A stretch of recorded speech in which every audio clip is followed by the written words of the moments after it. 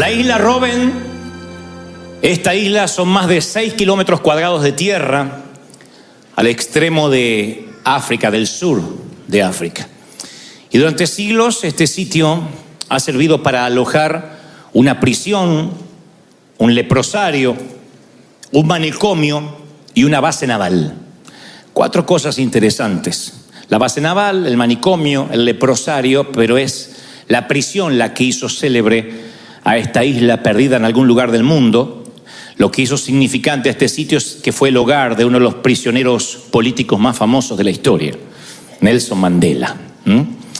Y para los que no lo saben, porque puede haber alguno que no conozca a este héroe, Mandela se opuso a la segregación racial del gobierno. El gobierno entonces estaba diseñado para darle privilegios a la minoría blanca. Mire qué locura, los blancos eran una minoría.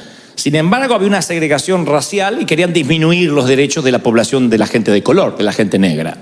Entonces decían que había autobuses para blancos, playas para blancos, hospitales para blancos, y obviamente los que ellos llamaban los negros, de manera despectiva, no podían postularse para cargos públicos. No podían vivir en vecindarios de blancos. El apartheid legalizaba el racismo y era realmente atroz. Y entonces Mandela recibió su educación en los mejores colegios cuando niño, hijo de madre cristiana, criado con valores cristianos, y a mediados de los años 50 Mandela era una amenaza. Se le decía que era la esperanza de la cultura negra, la esperanza, una suerte de Martin Luther King de allí de África. Pero en 1962, por un tecnicismo fiscal y legal, lo mandaron a la cárcel, de manera injusta obviamente, y durante los siguientes 27 años, señoras y señores, pasó su vida tras las rejas. Casi 3 décadas, encarcelado injustamente. Y cuando uno piensa que pasó casi 30 años tras las rejas, uno se pregunta cómo puede ser que la estadía en la cárcel puede llegar a ser un plan de Dios. ¿Cómo puede ser que esto, en lugar de exaltar, exacerbar lo mejor de Mandela, no sacó su peor versión? ¿Podría venir algo bueno de encarcelar a un hombre inocente? Cuando vemos esta historia, y yo pienso en Mandela mirando durante 27 años, que claro, cuando uno lo dice así, dice, bueno, 27 años no es tanto en una vida de un hombre tan mayor, pero hay acá personas de 27 años, de 30, es toda una vida viviendo lo que estás viviendo de un modo diferente a tal cual lo conocías. Perder la libertad, pienso que es una de las cosas más espantosas que nos puede ocurrir. Yo decía en el servicio anterior que la libertad, salvando las distancias, es muy similar a la salud. Cuando uno la va perdiendo o la está perdiendo, recién la empieza a valorar. Uno no dice, doy gracias a Dios porque hoy estoy sano, porque mis pulmones funcionan bien, porque mis riñones están bien. Uno no da gracias por eso. Pero cuando de pronto tienes que hacerte diálisis o tienes que pasar por temporadas en camas de hospital, en camas de hierro, con sueros intravenosos, con respiración asistida, empiezas a valorar la salud. Uno no la da por sentada. La salud la damos por sentado. A menos que tengas una salud frágil, la mayoría damos por sentado la salud. El tener voz, el poder hablar. Le digo siempre al Señor que no quisiera algún día, aunque sea muy viejito, tener Alzheimer, porque mi mamá lo tuvo. Me veo como un hombre formulando preguntas de la nada o recordando solo algunos episodios fragmentados y me da pavor. Entonces, una de las cosas que yo no doy por sentado es la mente. Yo trabajo con la mente, como decía recién Zapata, somos la reserva intelectual de Latinoamérica, y para un sistema cognitivo intelectual uno debe tener la mente en perfectas condiciones. Perderla me aterra. Perder la libertad me aterra más aún, porque la libertad también la damos por sentado. Pero un día, de manera justa o injusta, te dicen en qué horario vas a comer, qué vas a comer, cuándo te vas a levantar, cuándo te vas a acostar. Deciden por tu vida qué vas a vestir, cuál es la última ropa que te vas a poner. Y ahí uno se da cuenta que esas cosas nimias, esas cosas triviales como ¿dónde vamos a comer hoy? ¿Nos tomamos algo por allá? ¿Salimos al cine? Son lujos que no vas a volver a tener si te privan de la libertad. Mandela tuvo que aprender a convivir con esa soledad, con el infortunio de estar entre rejas por 27 años. Pero la pregunta es, ¿podría haber una estrategia mayor del Creador detrás de una temporada tras las rejas? Mi pregunta es, sin esa prisión, sin esas casi 3 décadas, ¿se habría forjado este líder intelectual, refinado, cultivado? Cuando yo veo todo el mosaico de la vida de Mandela, cuando yo veo toda su vida de una manera en perspectiva, yo digo, es indudable que ese sufrimiento fue parte de su formación, de su carácter. Si el maestro estaba obrando algo extraordinario en Mandela y para eso permite que este caballero pierda su libertad tras las rejas, a mí me lleva a otra pregunta, casi por carácter transitivo, es, ¿no será que este también puede ser un modus operandi de Dios para muchos de nosotros? No estoy deseando que pases una temporada en la cárcel, pero digo, ¿no será que hay momentos en la oscuridad que debemos atravesar? Valles de sombra y de lágrimas que los pastores, los ministros solemos subestimar o minimizar diciendo, no diga eso, no lo confiese.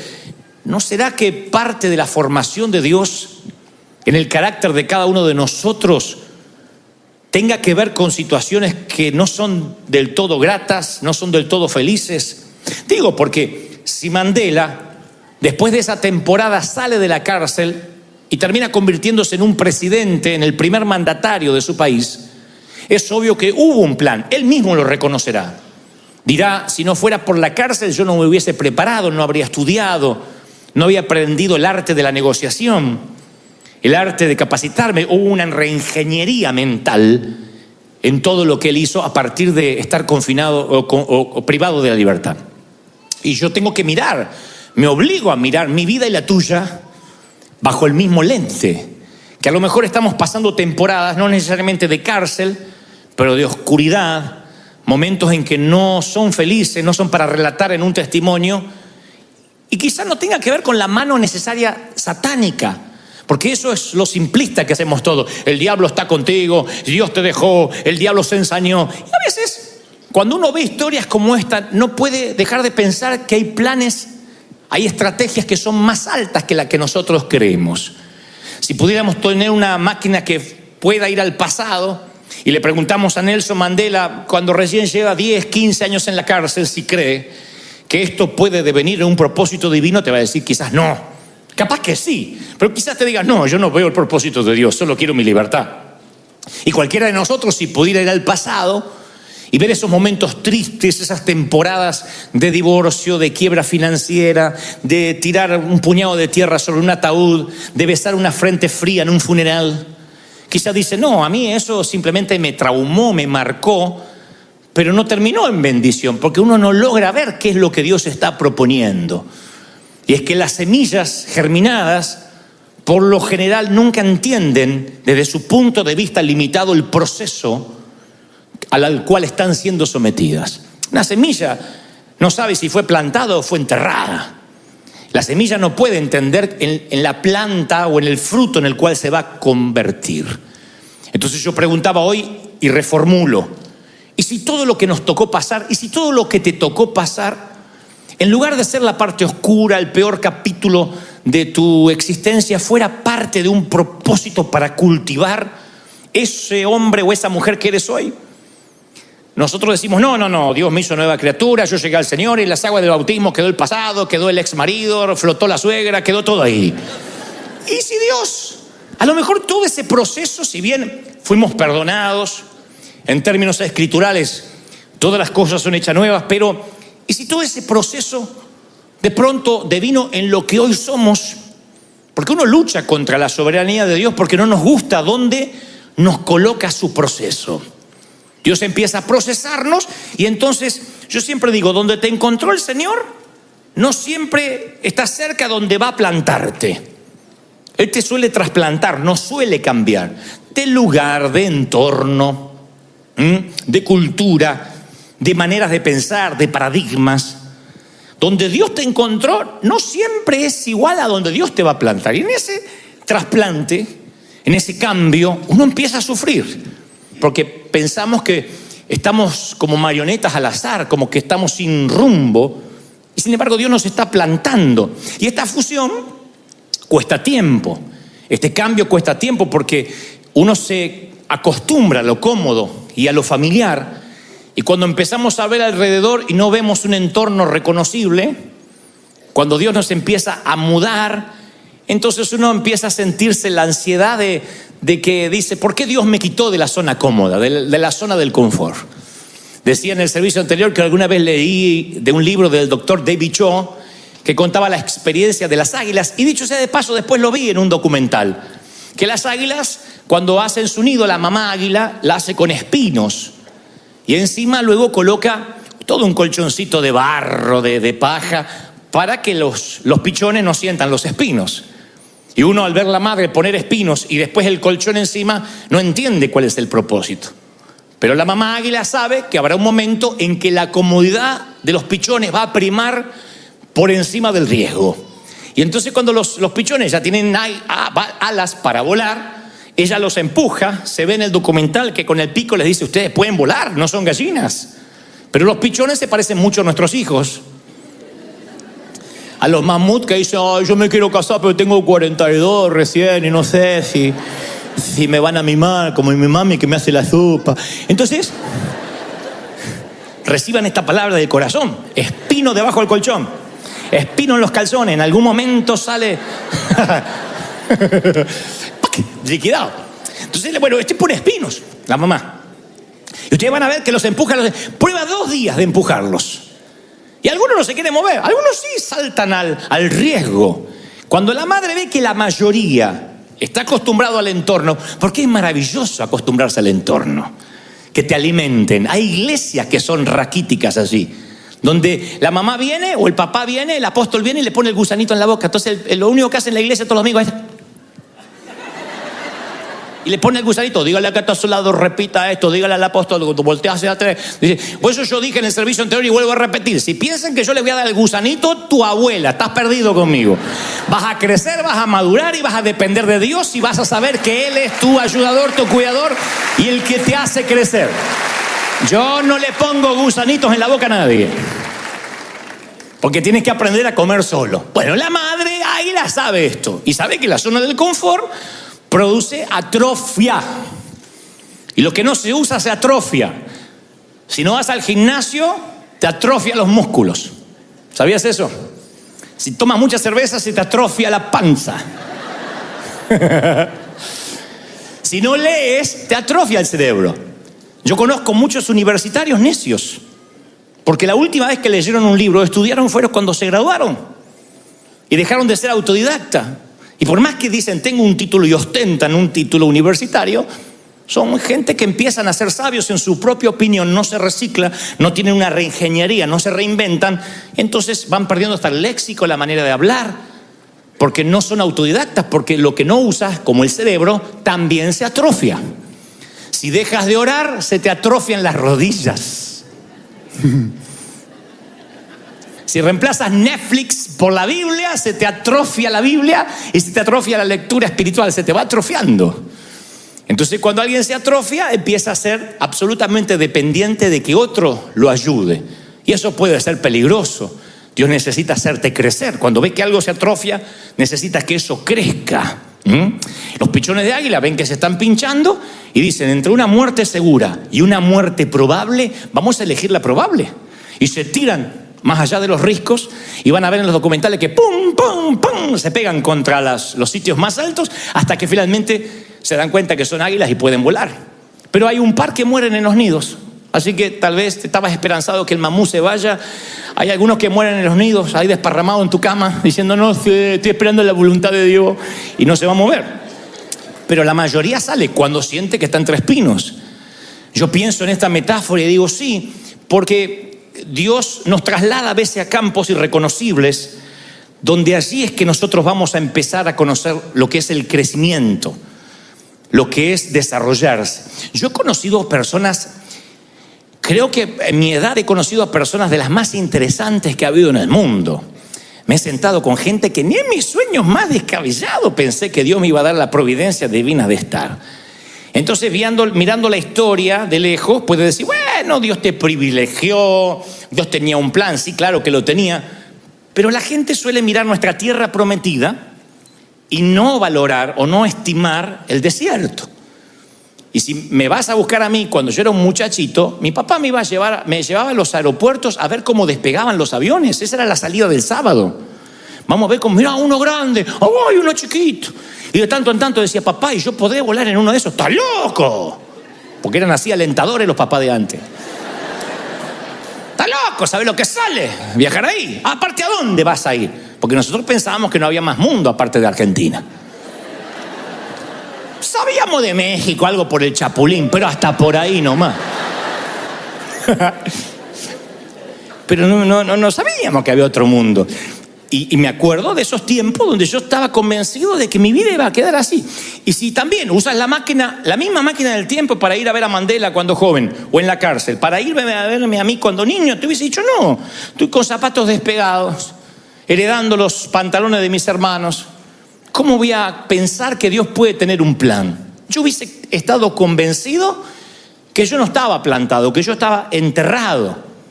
Y ni en mis más descabellados sueños yo hubiese imaginado vivir lo que Dios me ha permitido vivir. Claro, porque la semilla de quien yo era no podía comprender el fruto que daría o la planta en la que Dios quería que yo me convirtiera. Entonces no me desperté una mañana y fui la persona que tú ves hoy. Nada fue de casualidad, nada fue suerte. Todo tiene que ver con proceso, con cultivo, con tiempo, como tu vida. Porque a veces pensamos, bueno, aquel porque es más conocido, el otro, pero todos pagamos un precio por ser quienes somos, ¿o no? Todos aquí tienen una historia triste para contar, ¿o no? ¿Quién dice, no, mi vida fue de cuento, a mí mi vida la produjo Disney? ¿Quién? Todos tienen una historia triste que contar. Todos dicen, wow, yo tengo una temporada en el hospital, yo tuve temporadas en el panteón, yo pasé por divorcios, por crisis. Lo que pasa es que las iglesias nos volvemos demasiado higiénicos, hacemos de la Biblia una Biblia aséptica, la higienizamos demasiado para decir, no, hay que vivir en victoria, está todo bien, y nos ponemos caretas. Pero todos vivimos crisis, momentos difíciles. Lo que pasa es que en el proceso de la cuna a la tumba perdemos la autenticidad. Pero si pudiéramos realmente ser auténticos, todos pagamos un precio para estar donde estamos. Y pagaste un precio para tener hijos, pagaste un precio para no tenerlos, pagaste un precio por estar solo, pagaste un precio por estar casado. Y ese precio, ese costo, lo asumes como algo natural, pero tiene que ver con una línea, una línea de tiempo, tiene que ver con una línea de relato. O sea, tu vida no son una serie de cuentos cortos que no tienen conexión. Es una línea, es un relato. Dios sabe dónde ibas a pasar, dónde te ibas a criar, por una soberana razón, porque quería que crecieras. Lo que pasa es que Él no nos muestra los planos, y eso es lo que nos pone mal. Es posible que ahora mismo estés pasando una temporada difícil y te cuesta conectar los puntos. Dice, ¿y esto en qué me va a servir? Cuando teníamos nosotros que compartir la misma fruta, una mandarina para 4 hermanos, y me decías, ¿con esto vas a aprender algo? Yo decía, ¿qué voy a aprender con esto? Nada. Es como el que está en una sala luchando contra el cáncer. No puede entender que algo va a aprender. Pero después, cuando somos enredaderas fuertes y miramos hacia atrás, nos damos cuenta que lo que parecían ser accidentes, infortunios, es lo que nos forjó al ser el hombre que hoy somos, la mujer que somos.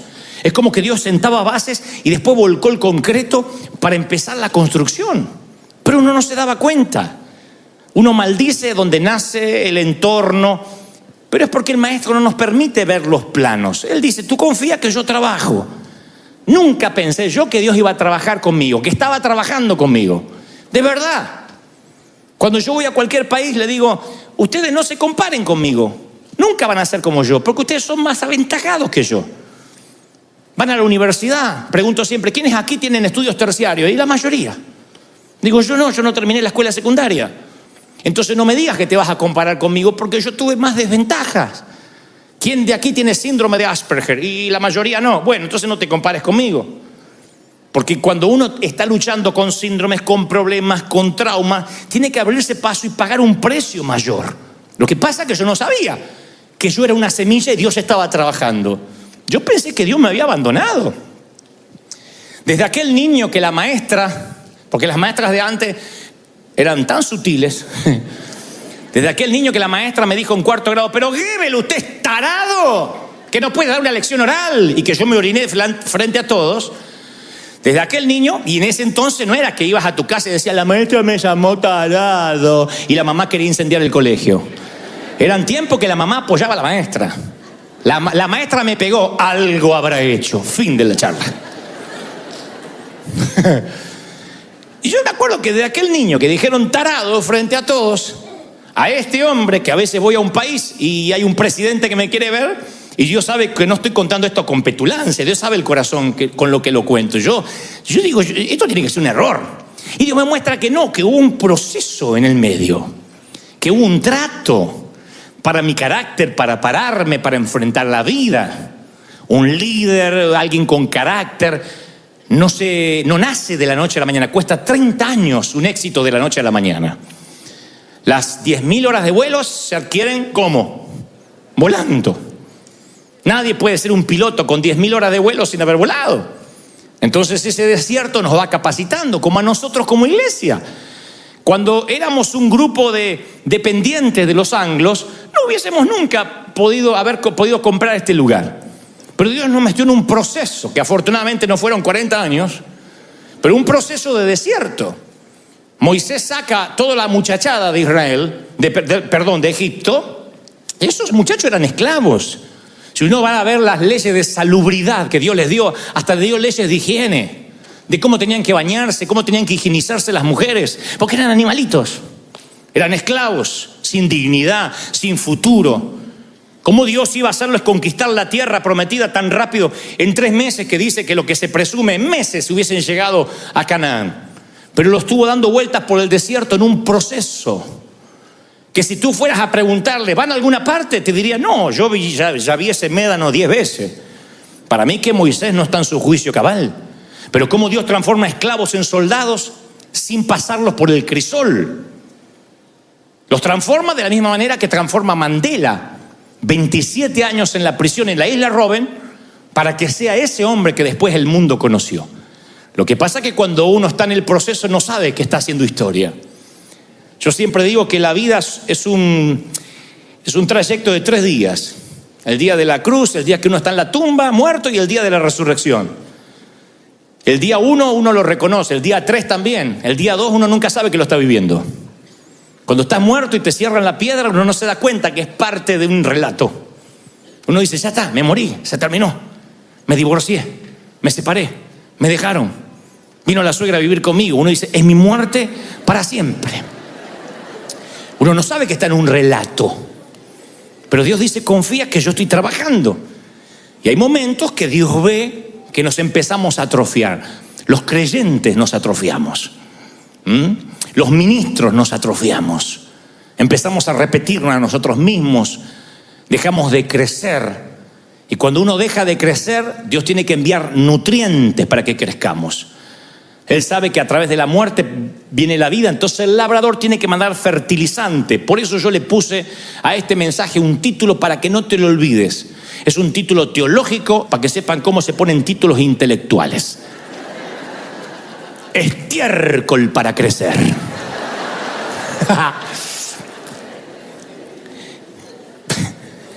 Porque el labrador, cuando dice no está creciendo, le pone estiércol para que pueda crecer. Y el estiércol apesta. Es maloliente, no hay estiércol francés. No.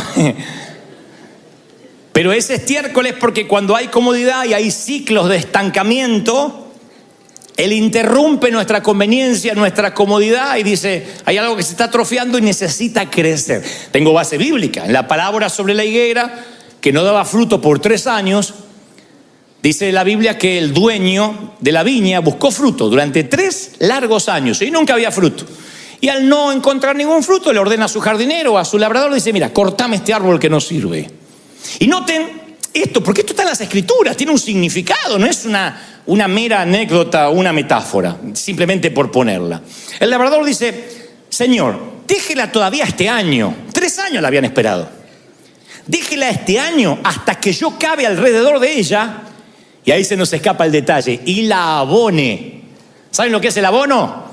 Estiércol, fertilizante. Y si diere fruto, bien. Y si no, la cortamos. Lucas 13:8. El abono tiene nitrógeno, fósforo y potasio. Y la única manera en que crezca es cuando empiezas a oler mal. Cuando la vida se pone densa. Cuando la vida se pone cloacal. Y notas un aumento en la cantidad de estiércol, de problemas. Tienes que prestar mucha atención. No tienes que decir, ay, ¿qué me pasó ahora? Significa que hay un plan de Dios. Algo que tienes que saber que es parte de una temporada. Salomón divide la vida en 28 temporadas. Sin embargo, pareciera que los predicadores nos olvidamos del tiempo de llorar, del tiempo de arrancar. Hay tiempo de celebrar y parece que no, esto es de menos nivel. Y es como que editamos, censuramos lo que dijo Salomón. Como cuando censuramos que dijo, en el mundo tendréis aflicción. Como cuando censuramos que para ambos constructores de casas vienen las tormentas, para el que edifica sobre la roca y el que edifica sobre la arena. Es como que censuramos esas partes porque no, hay que darle victoria a la gente, repita conmigo. Pero están ahí. Esos temas van a venir, esos problemas van a venir, el estiércol va a venir, es parte, es una señal de Dios que Él ve algo estancado, atrofiado, y entonces aplica una cantidad extra de excremento. Porque los problemas son como vitaminas, como nutrientes que te forman. Las pruebas te estimulan a crecer. Hagan memoria. Uno no es la misma persona después de pasar por una enfermedad que pudo haber sido terminal. Me consta, aquí hay damas que decían, yo me hacía problema por todo, hacía planteos y escándalo por un vaso sucio en casa. Un día tuvo que luchar contra el cáncer de seno, se sanó y ya no se preocupa. Ya las preocupaciones como el vaso sucio vuelan por fuera de su radar. Y no es que se hizo una persona necesariamente más buena, ordenó sus prioridades. Dijo, cuando estaba en el hospital y sabía que iba a ver a mis hijos por última vez, me importaba un cuerno el vaso sucio. ¿De qué te sirve una sala ordenada, un sillón impecable, cuando te estás muriendo en una cama de hierro en el hospital?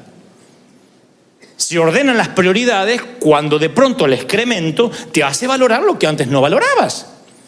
Mandela diría, nunca yo habría sido un autodidacta, alguien que leyó, alguien que se preparó, si no hubiese pasado por esas etapas de la cárcel, esas etapas de soledad, de la segregación aún dentro de la prisión. Entonces hay cosas que nos tienen que pasar para que nuestro carácter empiece a formarse. Y yo voy a contar una historia que escuché cuando niño. Lo voy a hacer de la forma más fina posible para la iglesia, versión iglesia. Que un pajarito, sus compañeros migraron para el Ecuador y él se quedó en las zonas frías de Alaska. Y entonces, como se olvidó de emigrar, el invierno lo tomó de sorpresa. Intentando volar, sus alas congelaron y el pajarito cayó a tierra completamente congelado. Consciente, pero congelado. Cuando estaba tirado en el piso, ahí dijo, ¿qué otra cosa peor me pudiera pasar? Y una vaca que estaba pastando y rumiando. Pasó y hizo plop. Defecó encima del pajarito. Y ahora el pajarito dijo, sí, estoy fregado. Lo congelado me lo aguantaba, pero esto es perder la dignidad. Y en medio del olor, de pronto se da cuenta que el excremento no es tan malo. Porque el excremento, por su tibieza, descongela el pajarito.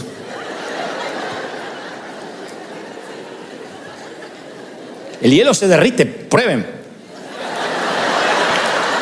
No, prueben de que la historia es verdad. Se descongela el pajarito. Y entonces debajo del excremento, cuando se pone feliz, empieza a piar. Pi, pi, pi, pi, pi, para que alguien lo venga a rescatar. Y un gato que andaba por ahí escuchó que el excremento piaba. Se acerca y con las patitas empieza a quitar lo feo, lo horrible, lo apestoso. Y el pajarito dice, por fin alguien que me va a ayudar a salir de esto. Cuando el gato ve que es un pajarito, se lo come. Moraleja proverbial. No todo el que te defeca es tu enemigo y no todo el que te saca de ahí es tu amigo. ¿Eh?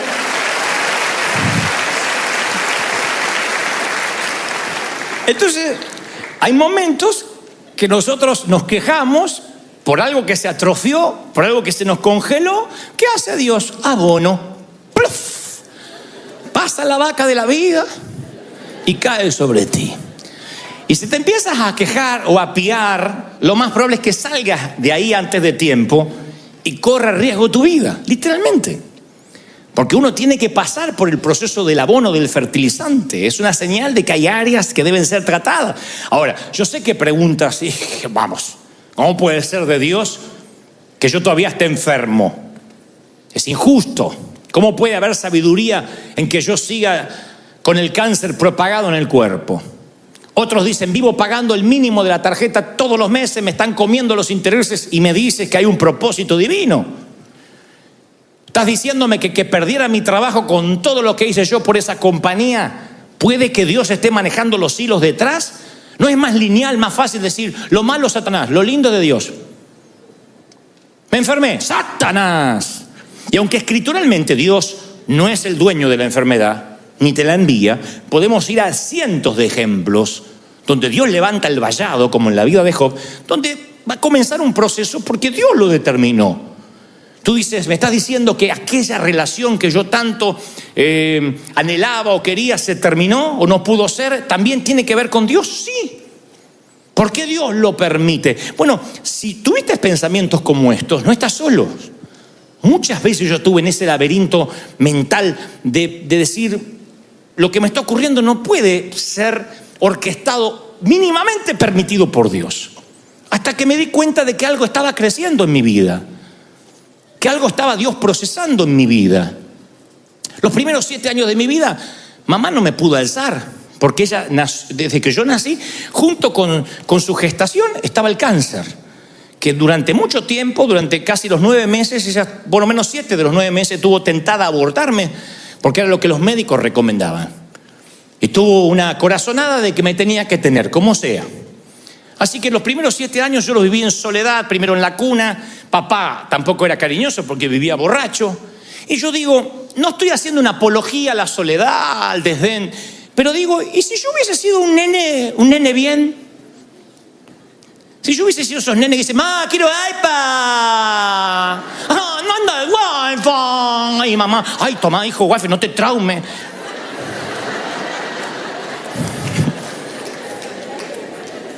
¿Vieron que hay madres así? ¡Ay, la clave para el nene, la clave! ¡Que el nene está llorando! Hacen los nenes. Yo capaz que hubiese sido esa clase de gente que de adulto cree que el mundo le debe algo. Cree que Dios le debe algo. No piden, exigen, hacen pactos con Dios. Pacté por tal cosa. ¿Quién cuerno eres para pactar? Es alguien que de chiquito corrió, le trajeron el iPad, quiero el celular nuevo, el mocoso no hay para comer, pero él tiene el celular nuevo.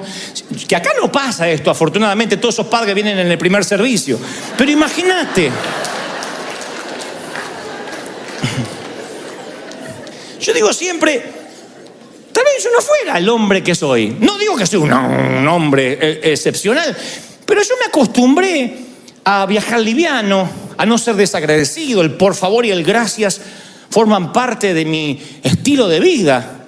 Tenga empleados o no, o subalternos o no, el por favor y el gracias se me inculcó porque las cosas había que pedirlas por favor. La madre te hacía comer lo que había. Siempre me decía, vas a comer la polenta porque hay nenes en África que no tienen. Unas ganas de mandar por FedEx la polenta a África.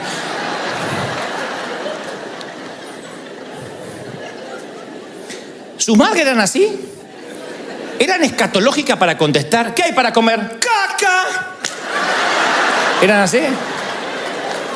¿O la mía era?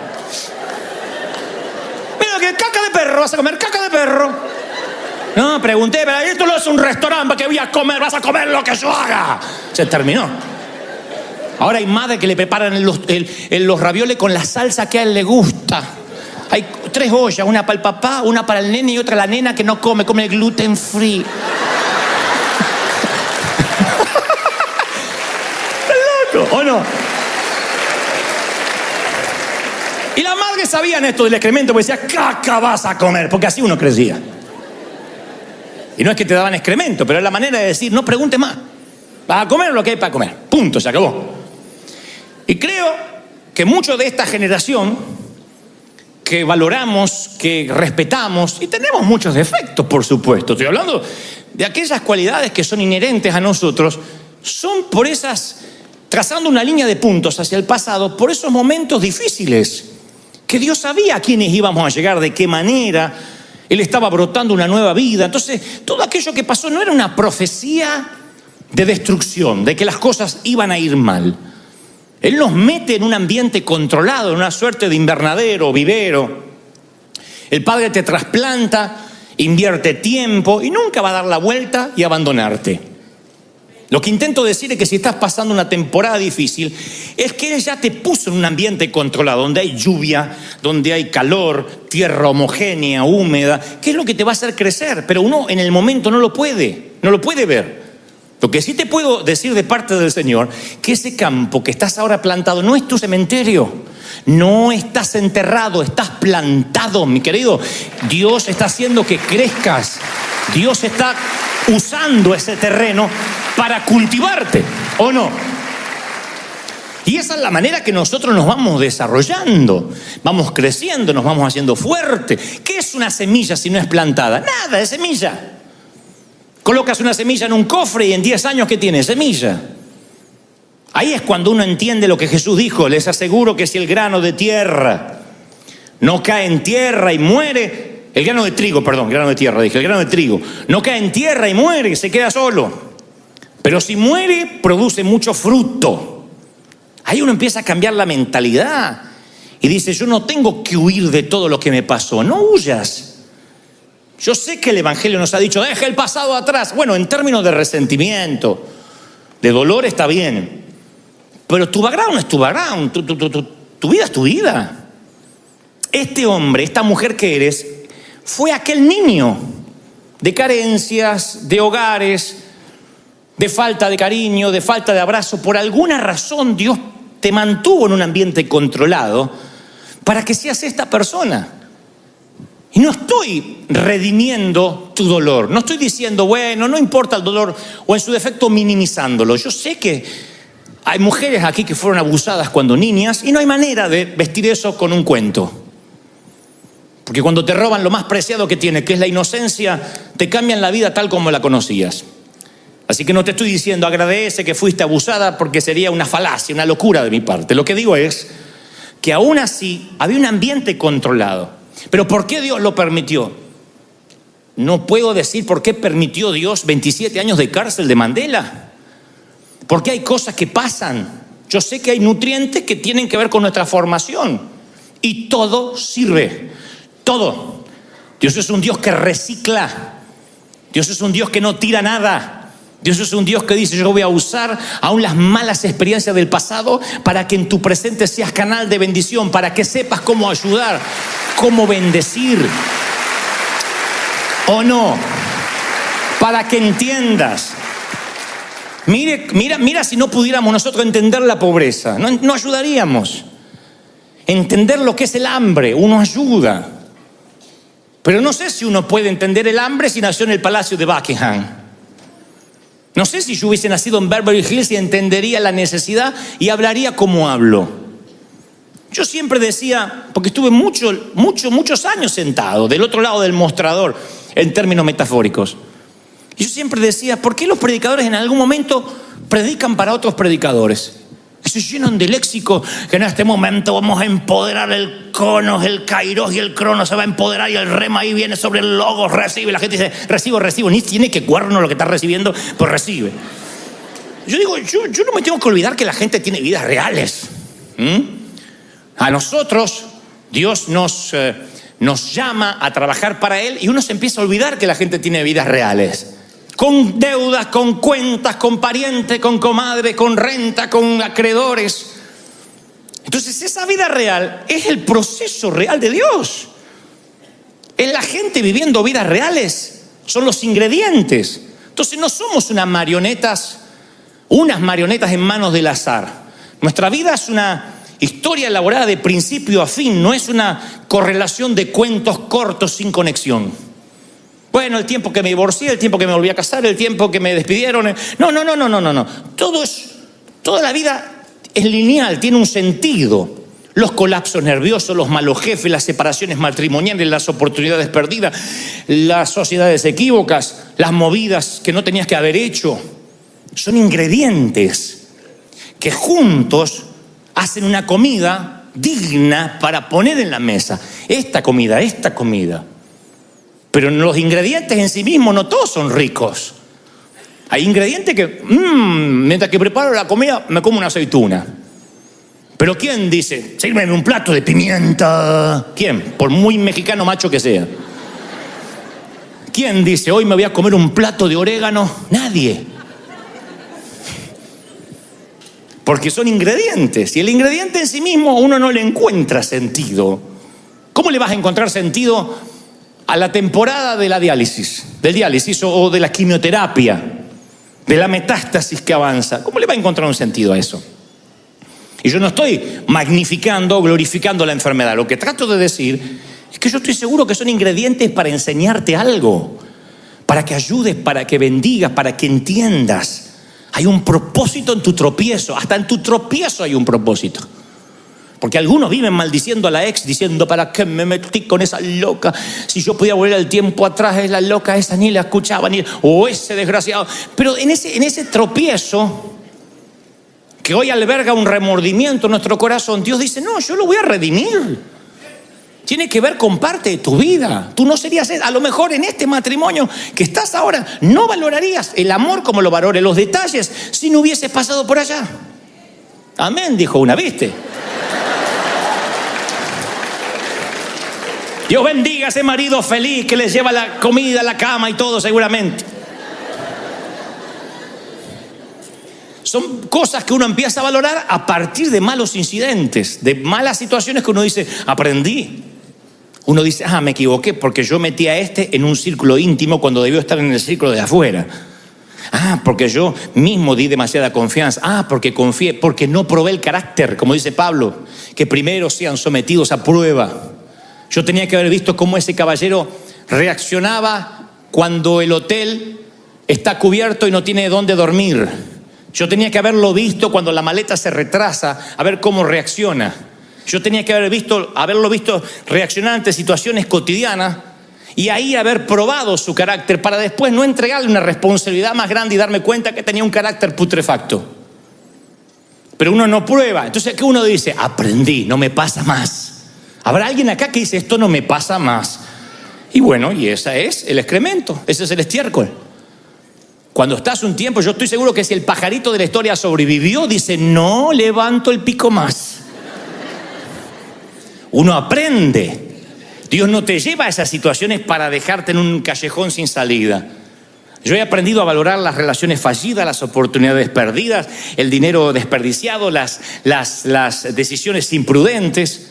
Y no estoy diciendo, hago cualquier cosa, total, después se va a condonar o redimir. No, pero me toca entender que esto que te ha pasado en la vida tiene un propósito. Todo, tu niñez, tu infancia, los sueños no mueren. En tu ADN está el poder de la resurrección, porque esa misma tierra que crees que te enterró es la que te va a ayudar a subir, te va a ayudar a subir otra vez, a reingeniería, a comenzar una nueva reingeniería, a reinventarte, a crecer. Alguien tiene que decir amén. Vas a crecer. Todo sirve. Lo bueno, lo malo, lo mediocre, todo sirve. Y eso es lo maravilloso de la vida. Pero cuando uno está rindiendo el examen, uno cree que es arbitrario, que tenemos un Dios parcial, injusto. Y cuando pasamos esas situaciones nos empezamos a doler. Yo a veces le digo a personas, agradece por el tiempo que has pasado en el valle de sombra y de muerte, porque puedes escribir sobre ellos. Yo no creo en nadie que me diga, como dije hace unos domingos atrás, quiero que Dios me use en cosas grandes y no tenga heridas que exhibir. Que no lo hayan criticado, que no lo hayan dilapidado, porque este es un ambiente muy hostil, porque el pueblo evangélico es uno de los pocos ejércitos que remata a sus heridos. Encontrarás muy pocas iglesias que son hospitales del alma. La mayoría son museos de santos y en cuanto ven que fallas, ¡bum!, te liquida a otro lado porque apestas. Entonces tienes que estar preparado, no solo para el enemigo que está delante, sino para el propio entorno. ¿Dónde se aprende eso? En la universidad de la vida. que uno quiere no enfermarse del ébola, tiene que darse una pequeña dosis de ébola. Eso es la vacuna. Te dan una pequeña dosis de aquello que quieres combatir y ahí generas el anticuerpo, ya tiene el ébola tu cuerpo. Lo que pasa es que no nos dicen que eso son las vacunas. Decimos, nos dieron algo contra la gripe. No, te inyectaron gripe. ¿No lo sabían? Me dieron algo contra la gripe para que no me enferme. Te pusieron gripe en el cuerpo. Una pequeña dosis de gripe para que las defensas suban y no estés propenso a enfermarte gravemente. Entonces, cuando alguien quiere ser curado del rechazo, ¿qué hace Dios? Excrementos para que te rechacen. Ay, que Dios me ayude en la baja estima. Van a venir y te van a decir, ay, qué gorda que estás, se te cayó el trasero, me parece. Señor, si pedí que me ayudara, ¿te está ayudando el Señor? Para que diga, mucha honra, tengo este trasero y no te importe. Trasero caído con seguridad vale más que trasero levantado con una mujer insegura. Anoten para los proverbios.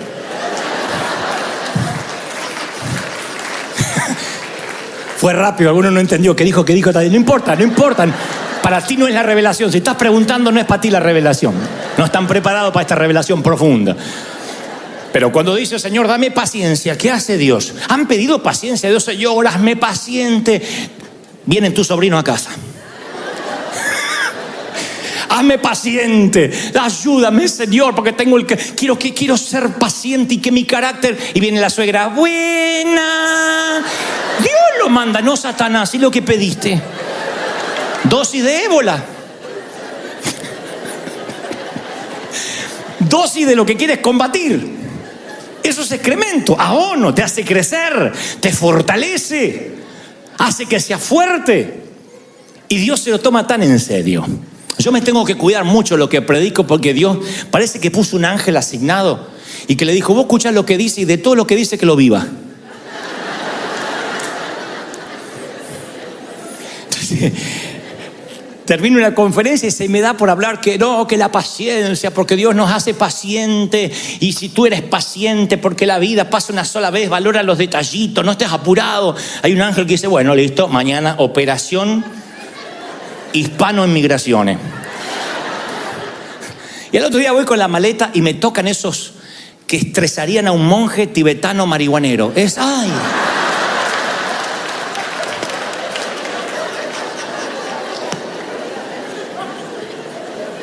¿Qué lleva, señor, en la cartera? La computadora. ¿Ah? ¿La podemos revisar? Sí. Sáquese el cinturón. Ya me lo saqué. Bueno, puede volver a pasar con una paz y el avión que se está yendo. Digo, ¿de verdad tengo cara de narco? ¿De verdad? ¿De verdad? Abra la computadora, ¿la puede prender? Y cuando la voy a prender dice, espéreme, y se va a hablar a otro lado así con una paz. Yo digo, Señor, ¿por qué? ¿De verdad moriste en la cruz por ella? ¿De verdad?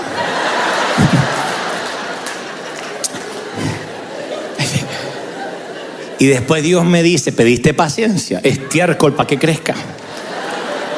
Pobre chica, no la estoy comparando, pero digo, abono para que crezca. ¿Querías paciencia? Bueno, si no, no hable, calladito la boca. Entonces, cuando tú le estás pidiendo algo al Señor, viene la prueba, viene la crisis y tiene que ver con eso que Dios quiere formar. Bueno, a Mandela lo confinaron a una celda de 2 por 2 metros, con una ventana que daba al patio. Estaba leyendo que tenía una mesa, un balde para lavarse y afeitarse, una manta, una silla. Toda su dieta era a base de maíz, a base de elote. Mandela se despertaba a las 5 de la mañana, picaba piedras hasta las 5 de la tarde. Y después podía leer, y leyó a León Tolstoy, a John Steinbeck, a grandes artistas. Se nutrió de literatura, leía los premios Nobel. Empezó a nutrirse porque él decía, tengo que usar este tiempo muerto. Y no estudió como hoy los presos lo hacen, sino que lo hacía de una manera autodidacta. Se ganó el favor de los guardias que tenían la tarea de molestarlo. Cultivó una relación por 27 años con todos los internos, discutía teología. Y a la edad de 72 años, cuando la mayoría de las personas estarían dándose por vencidas, él salía de la cárcel y se dio cuenta que no tenía resentimiento. ¿Cómo 27 años de cárcel no producen algo de resentimiento? Si nosotros nos toca 3 meses en el hospital y vivimos exigiéndole a Dios por qué. No puede ser que 27 años no produzcan la peor versión de este hombre, sino que exacerben lo mejor. Diría Mandela, al salir por la puerta hacia el portón que me llevaría hacia la libertad, sabía que si no dejaba mi odio y mi amargura atrás, todavía estaría en la cárcel, o lo que es peor, la cárcel nunca se iría de mí. Y los periódicos titularían en letra de molde: Mandela nunca fue destruido por el rencor. Es un Mandela refinado y distinto al que conocimos. Y 4 años después de ser liberado, fue electo presidente, acabó con la segregación racial, condujo al país a la igualdad. Claro, Dios necesitaba un líder refinado, educado, inteligente, que dominara el arte de la paciencia, de la negociación. ¿Y dónde lo formó? En la prisión. Allí formó a Mandela. Si esto no es suficiente para que entendamos que la vida que pasamos no hay que maldecirla, sino hay que agradecer, que hay que agradecer la niñez, lo que nos faltó, los zapatos despegados, los pantalones rotos, que hay que agradecer compartir la mandarina entre 4, saber qué gajo le tocaba a cada quien. Algo Dios nos quería enseñar. No puede ser que Dios tome una semilla, se la olvide y diga: ay, me olvidé que la había plantado. Era un ambiente, hoy me doy cuenta que era un ambiente controlado.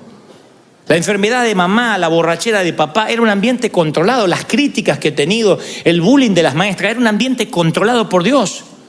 Era estiércol, era fertilizante. Y cuando Dios me escoltó hacia el portón, en la salida del dolor, yo me aseguré de dejar la ira y la amargura atrás. Porque después yo, si no me sanaba de mi pasado, iba a contaminar el mensaje. Y yo soy el camarero que puede, con las manos sucias o las uñas descuidadas, arruinar el menú que el chef prepara en la cocina. Yo tengo un montón de defectos, de verdad, no es modestia. Un montón de defectos y cosas que Dios tiene que tratar conmigo y que afortunadamente ustedes nunca sabrán. Pero nunca han contaminado el mensaje. Ni cuando me han criticado, me han dilapidado, me han dicho de todo. Yo nunca pasé a predicar con rencor o con bronca o usé este estrado para mandarle un mensaje a alguien. Nunca. Porque la palabra de Dios es pura. Y el proceso haga que tú tengas que transmitir lo que Dios quiere que transmita. Yo he entendido de que si Dios, el labrador, me llevó todo un proceso, no va a permitir que yo produzca un vino amargo. Tanto tratar con la vid, tanto fertilizarme. Imagínense que ahora yo produzca un vino amargo. No, ahora tú y yo vamos a producir un Cabernet Sauvignon, un Malbec argentino, como que el que me regala acá el hermano. Bueno, no iba a decirlo.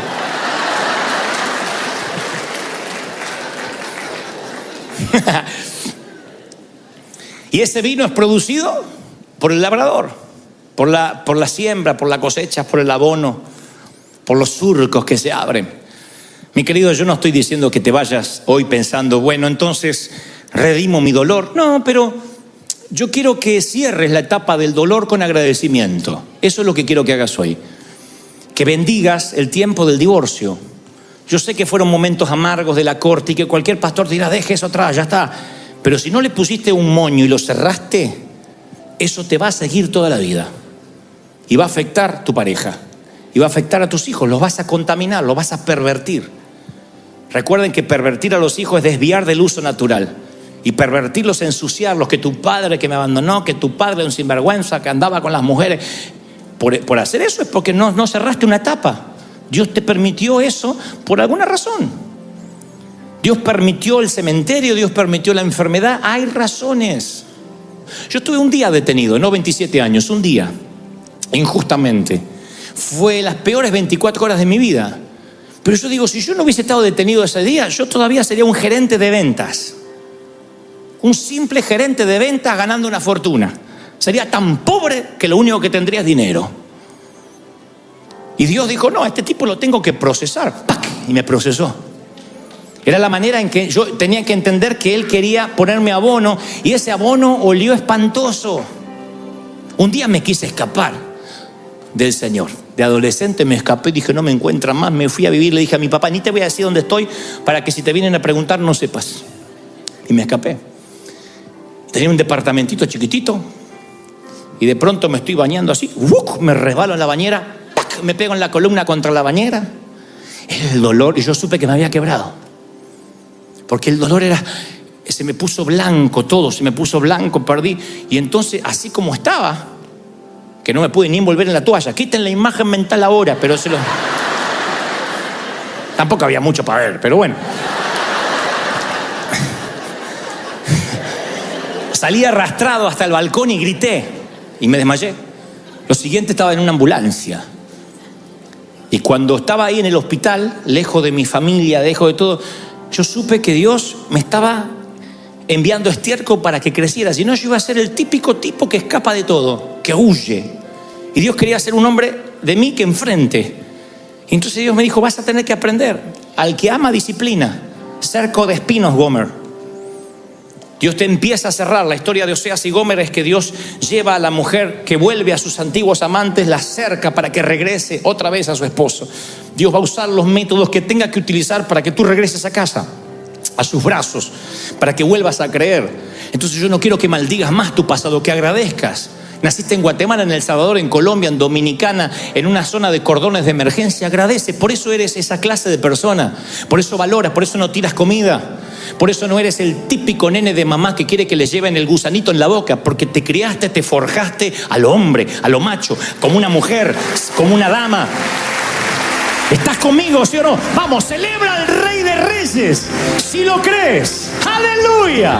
El Rey ha venido a morar. El avivamiento en calle Broadway. Riverchurch es un río que no se detendrá jamás.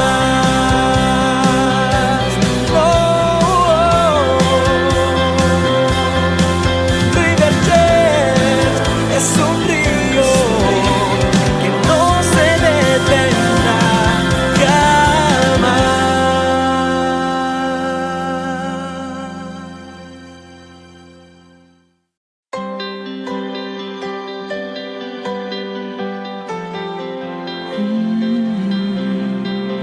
Viento de alguna otra parte, la llama no se apagará. Es un río que no se detiene. El arca por fin está en casa. El Rey ha venido a morar. El avivamiento en calle Broadway. Riverchurch es un río que no se detendrá jamás.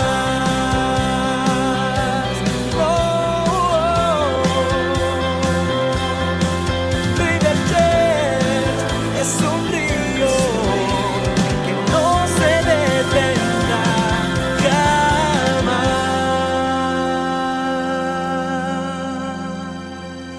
Cuando la Andrea Gale, que es un barco pesquero, salió del puerto de Gloucester, en Massachusetts, el 20 de septiembre de 1991, y se dirigió hacia el Atlántico Norte, nadie podía haber sabido que no volverían a ver ese barco pesquero nunca más. Porque zarpó y a los días sus restos emergieron, mientras que los 6 miembros de la tripulación desaparecieron para siempre. Fue llevado esta historia real que ocurrió, insisto, en 1991 a un libro y posteriormente a una película llamada La Tormenta Perfecta, interpretada entre otros por George Clooney. Cuando esto ocurrió en el 91, se juntaron 3 elementos mortales: un frente que se desplazaba desde Canadá hacia Nueva Inglaterra, un sistema de alta presión que se desarrollaba sobre la costa oriental del Canadá y los últimos residuos, los últimos rezagos del huracán Grace que se agitaban a lo largo de la costa oriental de los Estados Unidos. Y todo esto se concentró en esa pequeña embarcación que, así como ustedes ven, fue lo que ocurrió. Se dio vuelta como si fuera una tabla de windsurf, como una cáscara de nuez, el Andrea Gale. Y el libro y la película introdujeron la expresión The Perfect Storm, la tormenta perfecta, en el lenguaje popular, pero es un concepto tan antiguo como la misma humanidad, porque nosotros también en más de una ocasión hemos tenido que lidiar con la convergencia de múltiples circunstancias difíciles. Entonces, una o dos o tres dificultades las puedes, pero cuando ya se aumentan y amenazan áreas críticas como las finanzas, las relaciones, el trabajo, la salud, nos preguntamos ¿hasta dónde vamos a soportar? Nos tocan que de pronto tenemos tantos frentes abiertos que no sabemos para dónde correr. Uno está enfrentando esto y se te abre otro frente allí. En términos de computación sería que se te abren muchas ventanitas, como cuando tienes, o en el celular, muchas aplicaciones abiertas. Se te empieza a hacer lento el aparato y además los gigas de memoria se te van consumiendo. Esto llevado a la vida es igual. Se te va consumiendo la energía, se te va drenando la unción. Entonces de repente es tanto lo que hay que enfrentar que literalmente te sientas en el ojo del huracán. Yo le decía al Señor, ¿por qué muchas personas que están viniendo a River, que son de nuestra familia, están atravesando una tormenta perfecta? Y Él me mostró varias cosas que a mí me volaron la tapa de los sesos, te lo digo de verdad. Lo primero que descubrí en el caso de este barco pesquero que les mostré recién, que es una historia verídica, por cierto, es que hay dos clases de temor que uno puede tener en la vida. Un temor es bueno, es un instinto necesario para sobrevivir. Es aquel que está empapado de adrenalina. El primer temor, el que es bueno, es aquel que nos sale cuando uno está en medio de la tormenta. Es ese temor que uno dice, bueno, tengo que hacer frente, hay que salir. Estoy en el medio de la tormenta, es lógico que tenga miedo. El ponerte un cinturón de seguridad porque de pronto hay turbulencias en el avión, el abrigarte porque hace frío, hay un cierto temor, me voy a abrigar porque no me quiero enfermar. Hay un temor que se enfrenta, se llama instinto normal de supervivencia. Después hay otro miedo, que es el miedo a no embarcar, que es el temor a que podría haber una tormenta. Y este es el primer punto de la mañana, porque yo sé que muchos viven con temor a emprender, a comenzar a embarcar, porque qué tal si me embarco y allá hay una tormenta, y entonces se pierden bendiciones que Dios ya preparó. Entonces yo creo que hay mucha gente que no emprende, no sube a la barca, y para ellos no va este mensaje. Este mensaje son para los que han subido, para los que están en medio de una tormenta, porque las tormentas en el mar, para tener una tormenta en el mar hay que estar arriba de un barco. No puedes quedarte en la playa a ver cómo se hunde el resto. Si no se hunden, hijos, vamos a ir. No, hay que embarcar. Las aventuras se viven allá, las historias se viven allá, en el medio del mar. Hay una vida y alguien tiene que llegar a la muerte vivo. Alguien tiene que llegar a la muerte vivo. Pero no te voy a hablar del Andrea Gale, que es una historia verídica, sino de otra historia verídica que tiene más años, que el evangelista Marcos lo relata así, Marcos 4:35. Dice, al atardecer, Jesús le dijo a sus discípulos, crucemos al otro lado del lago. Así que dejaron a las multitudes y salieron con Jesús en la barca. Pronto se desató una tormenta y olas violentas entraban en la barca y empezó a llenarse de agua. Los discípulos iban a aprender una lección difícil, una que todo creyente debe aprender hoy, y que tiene que ver con que la vida duele. Uno puede estar en la voluntad perfecta de Dios y vivir una tormenta perfecta. Parece una bobería, pero lo diré tantas veces hasta que se nos meta en la cabeza, porque a mí me cambió el chip hace muchos años y me bendijo esta palabra. Yo venía de la iglesia donde se decía que si estabas en tormenta te saliste de la voluntad de Dios. A algunos le habrán dicho algo así. Vos sabés que estoy pasando unas crisis bárbaras, estoy discutiendo con mi novio, estoy mal con mi esposa. Vos sabés que con mi hijo me agarró una etapa de rebeldía. ¿No estarás fuera de la voluntad de Dios? Como si las tormentas perfectas no pudieran ocurrir en la voluntad perfecta de Dios. Yo voy a esta historia y no veo que el diablo los instó a meterse al mar de Galilea. Fue Jesús que dijo, boguemos y vamos al otro lado.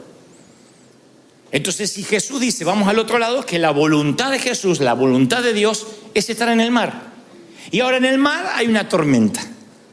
Entonces uno tiene que aprender que no hay un fast pass para evitar las tribulaciones.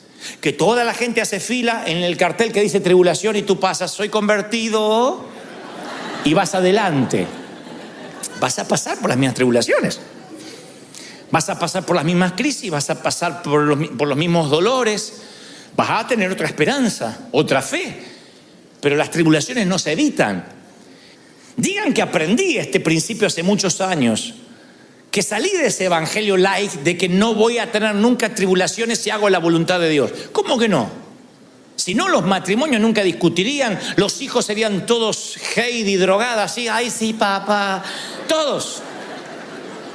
Las empresas te irían siempre bien, las iglesias crecerían siempre, si es la voluntad de Dios. ¿Por qué hay cosas que salen mal? Si es la perfecta voluntad de Dios. Yo me acuerdo de comprarnos un auto y después se nos fundía el auto. ¿Por qué? Porque habíamos comprado barato, porque no llevamos un mecánico a la hora de la compra. Ustedes saben lo que es comprar un auto usado en nuestro país. Y entonces lo primero que me decía, ¿oraste antes de comprar el auto? Por ahí no fue la voluntad de Dios. ¿Qué voluntad de Dios? Y con los $200, ¿qué quiere que compre? Pero era como que siempre el temor, no oraste. Esto no es la voluntad de Dios. Si sale bien es la voluntad de Dios. Si no, inventamos otra palabra. La voluntad permisiva. ¿Oyeron esa estupidez?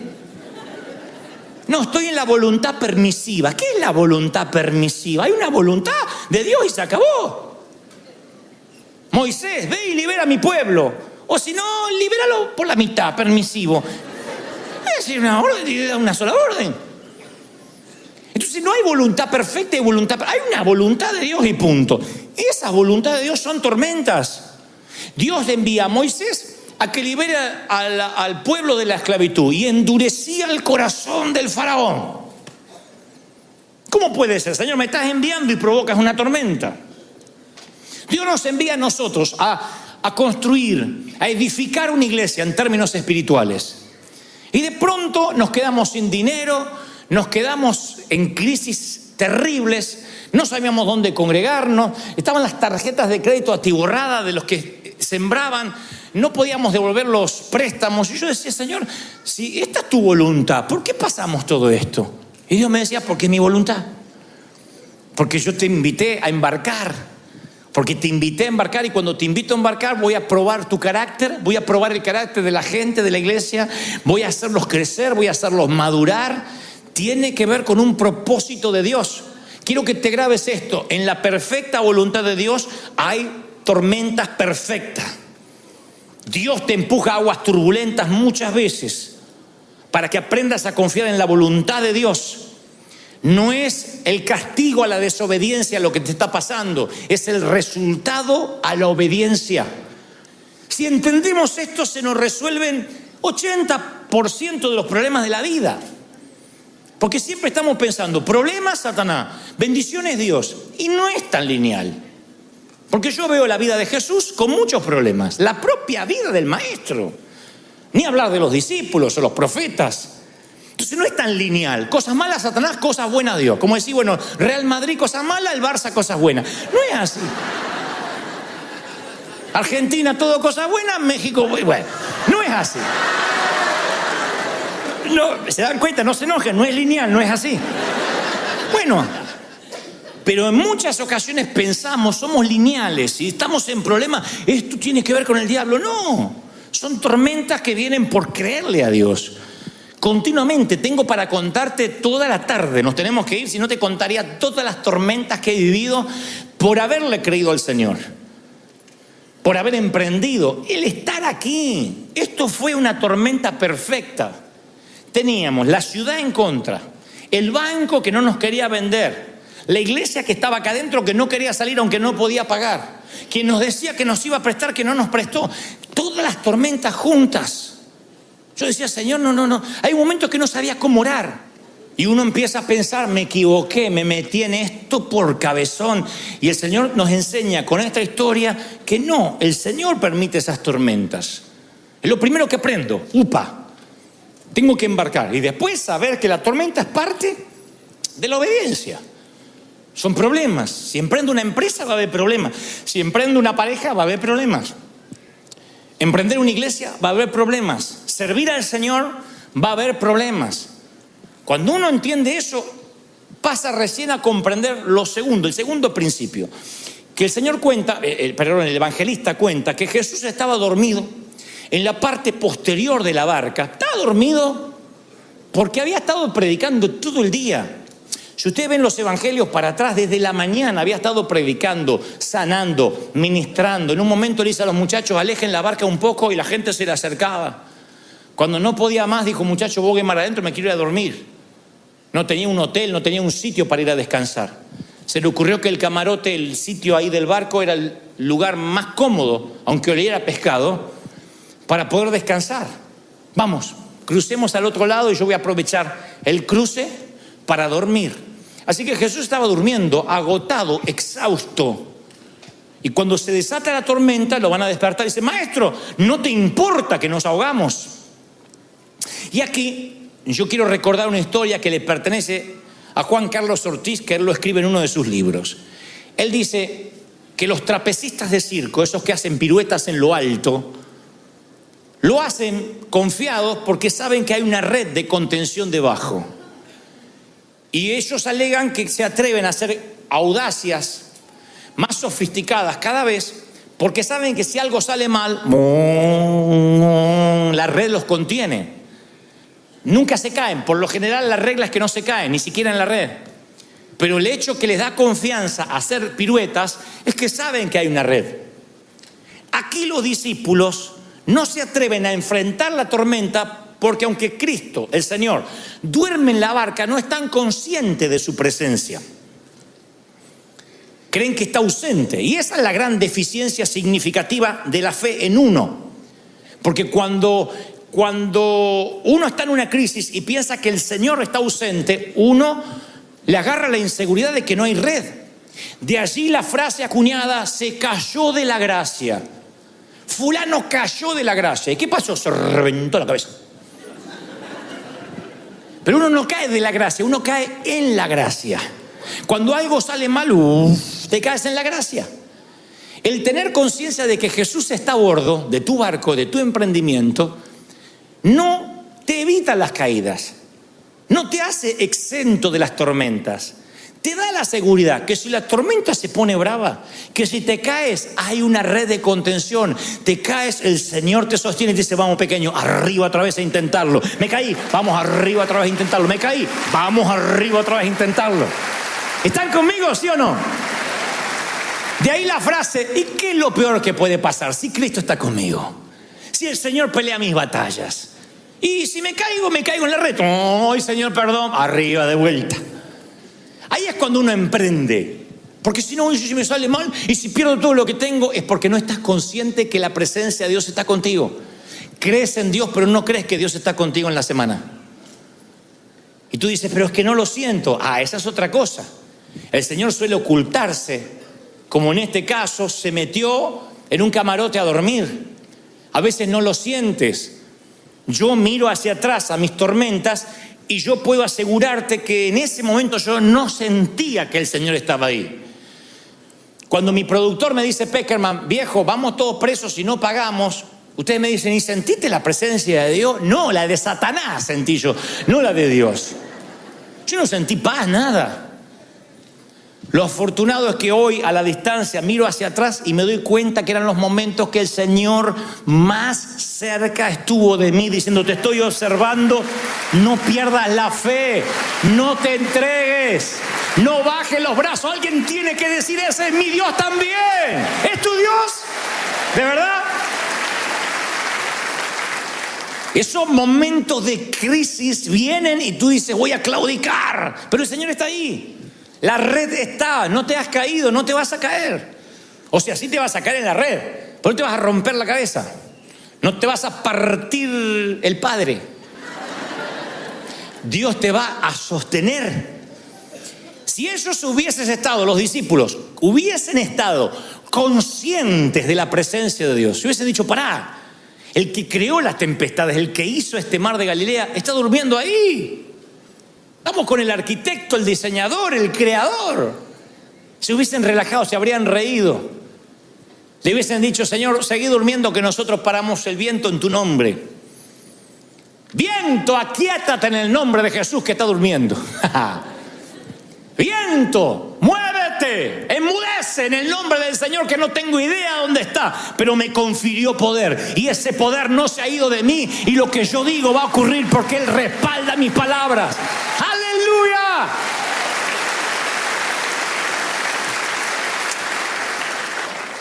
¿Y cuál es el propósito de las tormentas? ¿Para qué? Escuché a algunos predicadores decir: el Señor sabía que iba a venir una tormenta y por eso los metió ahí y se durmió a propósito. Si bien es un tecnicismo escritural de que el Señor sabe todas las cosas, yo no creo, me inclino a pensar que Jesús no provocó esa tormenta. Aprovechó una tormenta para que ellos aprendieran algo. Ya bastante tormenta nos da la vida como para que Dios tenga que provocar otras. La vida nos da tormenta. Yo puedo decir con certeza que nadie tiene escasez de tormentas en su vida. Y hay tormenta para pesqueros y para navíos de infantería, para grandes naves insignia y para botecitos. Tormenta hay para todo el mundo. El Señor lo prometió. Así que cuando le despierta, dice: Señor, nos vamos a morir. Él dice: ¿por qué tienen miedo? ¿Todavía no tienen fe? Y estos comentaban aterrados: ¿quién es este hombre que hasta el viento y las olas le obedecen? Fíjense que todavía estaban enfocados en su humanidad, porque no dijeron qué clase de Dios es, qué clase de hombre es, dijeron. Todavía estaban enfocados en que Jesús era humano, a pesar que lo habían visto resucitar gente, multiplicar comida. ¿Quién es este hombre? Y el Señor le dice: ¿por qué tienen miedo? ¿No tienen fe? Y ahí se desprende que lo opuesto de la fe no es incredulidad. Lo opuesto de la fe es el miedo. Lo opuesto a la fe es el miedo. Porque uno dice: bueno, no embarcas porque es incrédulo. No embarcas porque eres miedoso. Y tienes que vencer el miedo, porque fe es vencer el miedo. Es decir, me atrevo, vamos a comenzar. ¿Qué puede salir mal si hay una red debajo? La fe engendra confianza y la incredulidad engendra temor. Y el temor, insisto, te paraliza. Te paraliza al punto tal de que no puedes avanzar, no sabes qué hacer. Yo aprendí algo hace muchos años de un querido hombre de Dios llamado Ítalo Frigoli, que me enseñó que lo mejor de pasar por una tormenta es tener un destino, siempre. Hay que enfocar la vista en lo que no se mueve. Cuando Pedro vio los vientos, dejó de ver al Señor. Los vientos no se ven, los vientos se sienten. Sin embargo, no hay una sola traducción que no diga quirúrgicamente: y Pedro, viendo los vientos, se ahogó o se hundió. Yo es como que había una mala traducción, como que tenía que haber dicho: y sintiendo los vientos. No, viendo los vientos. Los vientos no se ven. Por muy intensos que sean, los vientos no se ven. ¿Cómo uno puede ver los vientos? Significa desenfocar la mirada. Significa tener una doble visión, que en vez de ver lo que Dios te mandó a hacer, estás preocupado en la tormenta. Y pierdes la noción de la presencia de Dios. Y pierdes la noción del destino. Entonces, desde nuestro punto de vista, los días pueden que sean inciertos. No sabemos el contenido de nuestros días. No sabemos cuántos días serán, pero conocemos el destino. El Señor dice: yo te llevo a casa. Jesús fue a preparar lugar para nosotros. Juan 14:1. Aún si tenemos que pasar por la muerte, hay un destino. Si estás en una cama de hospital y sabes que es tu última estación de la vida, no vas a que te coman los gusanos. Hay un destino. No deberías ni tener temor a la muerte. De allí, ¿dónde muerte tu aguijón? ¿Dónde, oh sepulcro, tu victoria? No hay aguijón, no hay victoria en el sepulcro, porque conoces tu destino. En la vida, en los negocios, en todo lo que emprendes, tienes que saber cuál es tu destino, y eso te mantiene. No te vas a caer. No te vas a caer. Ahora, el hecho más indiscutible en la vida no es si vas a tener tormenta o no. Las tormentas te van a encontrar. Sí o sí, porque a mí me han encontrado siempre. Las tormentas te van a encontrar.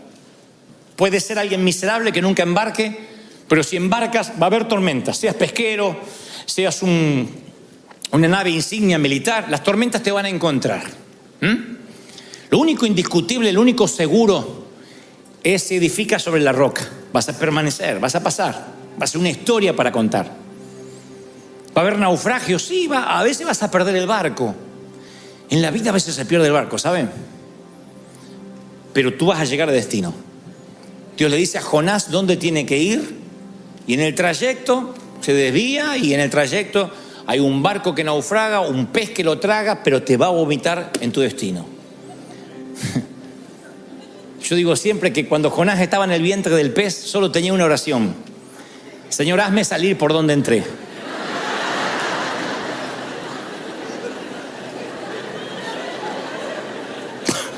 Porque el pez o te vomita o te defeca, pero ahí vas. Si te vomita, está rodeado de algas marinas. Si te defeca, el baño va a tener que ser más profundo. Pero ahí vas a estar en el destino.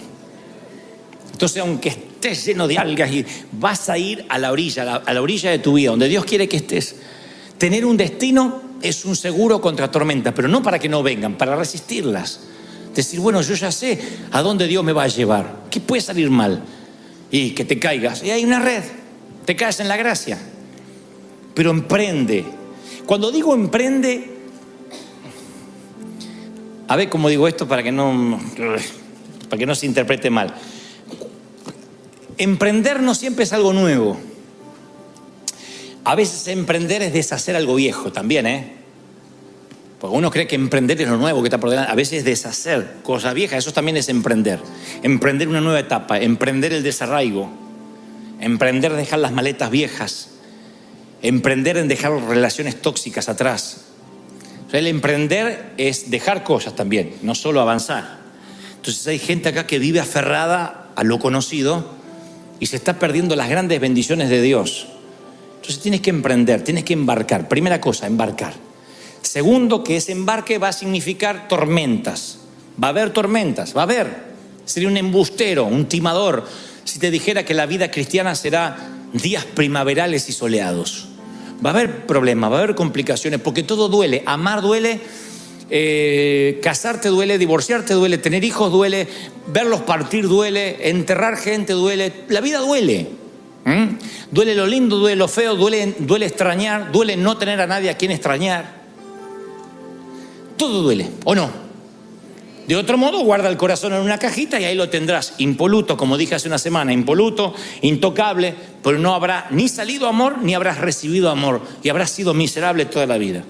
Entonces tú tienes que poner todos tus órganos a trabajar y saber que van a estar expuestos al dolor. Eso es enfrentar las tormentas. En esas tormentas que van a ocurrir y no tienen que ver con el diablo, sino con Dios, tienes que estar consciente de su presencia, aunque no la sientas. Va a haber muchas etapas de tu vida que vas a sentirte carnal. Vas a orar y no vas a sentir nada. Te lo tengo que decir porque si no caemos en esos pastores que dicen, sienta la presencia de Dios, sienta. Y tú, ay, no siento. Te pones un hielo acá para sentir frío porque no sientes. Hay momentos, viejo, que no se siente nada. Hay momentos que no se siente, mi querida. Y hay que creer y hay que confiar. Hay momentos que no se siente nada y tienes que creer que estás con Dios. Tienes que creer que estás siendo un canal de bendición y no sientes. Pero Dios dice, ¿qué me importa lo que sientas o no? Hay momentos que tu intelecto queda fuera, que tu alma queda fuera de lo que Dios está haciendo. Y tienes que confiar que va a ser así. Dios prueba tu fe. Señor, no te veo, pero ahí estás. No te siento, pero ahí estás. Y hay momentos que viene y te apapacha y te abraza. Y hay momentos que no te abraza, pero no te deja de amar. Tú eres mamá y papá de tus hijos, los abraces o no. Los amas, estés cerca o estés lejos. Y ellos tienen que saber que tienen un papi y una mami, estés cerca o en otro estado o en otro país. Dios es igual. A excepción de que Él es omnipresente, Él no está en otro estado, está a bordo siempre. Está a bordo del hospital, está a bordo del cementerio, está a bordo de la quiebra, está a bordo entre las cuentas para pagar. El Señor está. Cuando estás consciente de esa red, recién cuando estás consciente de que si te caes todo va a estar bien, ahí te das cuenta de que tienes un destino, es que vas a llegar. Dios te dijo, pasemos al otro lado. Vas a llegar al otro lado como sea. Yo te prometo que vas a llegar. Soy humano y como pastor te digo, no voy a dejar a nadie atrás. Vamos a llegar, se supone que estamos juntos en esto. Vamos a llegar al otro lado, herido, malherido, rengo, cojo, pero vamos a llegar a destino porque Dios dijo, vas a llegar al otro lado. ¿Lo estás creyendo de verdad? ¿Lo crees? ¿De verdad que lo crees? Vamos, dale un aplauso al Señor y dile: yo creo en ese Dios, el Dios de las tormentas. ¡Aleluya!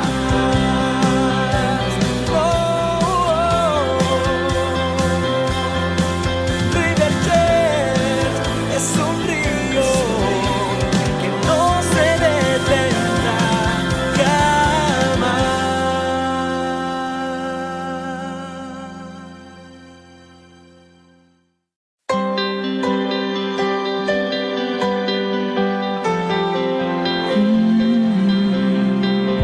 Viento de alguna otra parte, la llama no se apagará. Es un río que no se detiene. El arca por fin está en casa. El rey ha venido a morar.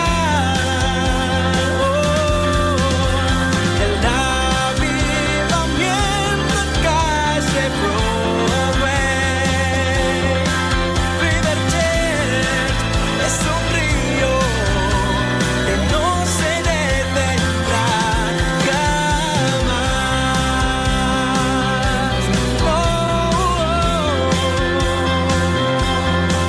River Church es un río que no se detendrá jamás.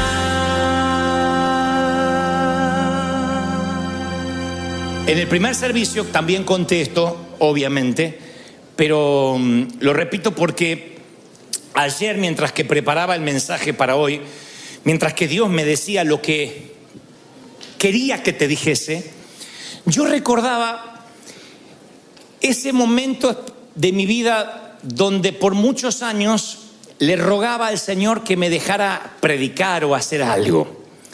Pero no es porque yo tenía la capacidad. No es que decía, es que tengo los talentos, los dones. Yo no tenía, de hecho, y no es falsa modestia, la capacidad de la oratoria, de la dialéctica, de expresarme. Es justamente con todo eso lo que tuve que luchar mucho tiempo en mi juventud. El poder expresarme bien, el poder hablar, el gesticular, el lenguaje del cuerpo, no eran cosas inherentes a mí. Las tuve que aprender con mucho esfuerzo. Pero yo quería inspirar a hacer algo y sentía como que Dios me había guardado o reservado para más adelante, pero que no estaba desarrollándose mi don o lo que yo quería hacer. No sabía que Él me tenía en un lugar secreto para, en ese lugar privado, secreto, lejos de la vista pública, empezar a tratar mi carácter, empezar a hacerme crecer, abonarme, fertilizarme. No sabía que el Señor estaba tratando conmigo. Yo lo tomaba como que el Señor me había abandonado, como que me había dejado de lado. Entonces, aunque uno se apure en que Dios nos muestre, Dios nos oculta y nos dice paciencia y nos mete en un patrón de espera para que prosperemos, para que nos lleguen las bendiciones del estatus, para que nos dé la casa que queremos. Dios dice, no, todavía no. Tengo que meterlo en un proceso, en lo que yo llamo el último control de calidad, que le da título a este mensaje, control de calidad. El último control de calidad que tiene Dios para con cada uno es el que hace justo antes de exponerte o de darte la bendición. Hay un control de calidad. Como todos los productos que salen mucho dinero, que están muy cuantificados, que se le hace un estricto control de calidad para que no le fallen al cliente. Entonces Dios te mete en un control de calidad que es el crisol de la paciencia, de esperar, aunque uno dice tengo mucho para dar, yo tengo potencial. Dios dice no, todavía no. Y esta generación actual, hablo de nuestros hijos especialmente, están acostumbrados a todo lo rápido, a la comida rápida, a la información instantánea. Ellos creen que hacer amigos es gente que le ponga clic en su Instagram, mientras que antes hacer amigos nos llevaba años. Hoy dice, me levanté con 200 amigos y me acosté con 400. Hizo 200 sin moverse de la cama. Y eso lo llevan a la vida. Hoy en día la comida es rápida y no nos damos cuenta la calidad decreciente de lo que consumimos. Como estamos tan apurados, con tanta premura y queremos una gratificación rápida, no nos damos cuenta que lo que asimilamos no tiene calidad. Yo escuché por ahí una frase que dicen que esta es la generación más informada. Para mí puede que sea la más notificada, pero no la más informada. Porque conozco muy poca gente que lea un periódico de verdad, completo hoy en día. En papel o en digital, en formato digital. La gente lee títulos. Yo hablo con la gente, ¿viste lo que pasó? Sí, algo pasó en Venezuela. Vi que, iba manejando y vi el título de que se armó un lío, pero no, mucho no leí. Todos te dicen lo mismo. Hoy en día es muy rara la gente que lea un periódico completo, que se informe, a menos que tenga una especialidad en algo. Si no, picoteamos un poco de todo. Con la comida es igual. La comida en un momento dejó de ser un placer para resolver un tema de hambre. Y entonces encontramos en las tiendas un montón de cosas congeladas, lo metemos en el micro y hace ping, ping, y lo sacamos. Y estamos asimilando la mayoría de las veces porquerías en el organismo, que no tienen nutrientes ni las vitaminas necesarias, pero te resuelven el tema de hambre. Entonces la mentalidad de microondas nos hace pensar que en términos espirituales también Dios nos tiene que bendecir ya, nos tiene que ayudar ya, nos tiene que prosperar ya. Como dijo una mujer, pastor, quiero que me ore por mi paciencia y que ore ya, me dijo. Tiene que ser todo rápido. Es la mente de microondas. No queremos algo que demande dificultad y tiempo.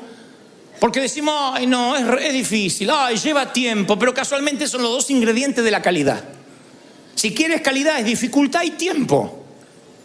Si quieres tocar la música es dificultad, ensayo, trabajo duro y tiempo. Si quieres predicar un sermón es dificultad, trabajo duro y tiempo. Después hablar pavada hablamos todos. Y el día que algunos le paguen por hablar pavada van a ser multimillonarios. Pero la preparación, la dificultad y el tiempo hace que se nos quite la mentalidad de microondas. Hay relaciones de pareja con mentalidad de microondas. Se conocieron, ¡ping!, calentaron. ¡Ping! El microondas, el micro, calentaron. Se casaron y ya está. Y un día, ¡ping!, se enfriaron y ya está. Y no hubo nada que los conectó de verdad, no hubo tiempo, no se conocieron, no se relacionaron almática, espiritualmente. Hay gente que viene a la iglesia con mentalidad de microondas. Y en la iglesia también queremos ping, ping, ping, la bendición. Óreme, que Dios me bendiga, que mi hijo no me salga rebelde, que mi marido empiece a trabajar, que mi suegra se muera. Todos juntos en la misma oración. No va a pasar. No, es que no va a pasar. Por eso no vengo acá, porque acá no tienen tanto poder. Voy allá porque el pastor tiene más poder. Y eso no es la vida real, no es la vida cristiana. La vida cristiana, la vida real es control de calidad y nos va quitando la mentalidad de microondas.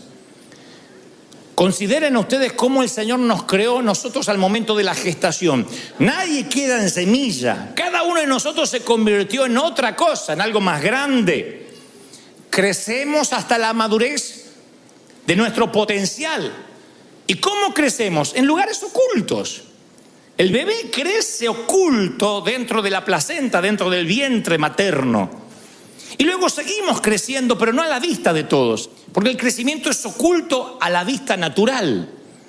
Y cuando nosotros le pedimos cosas a Dios, Dios nos envía a esos sitios ocultos a crecer, nos esconde, afortunadamente.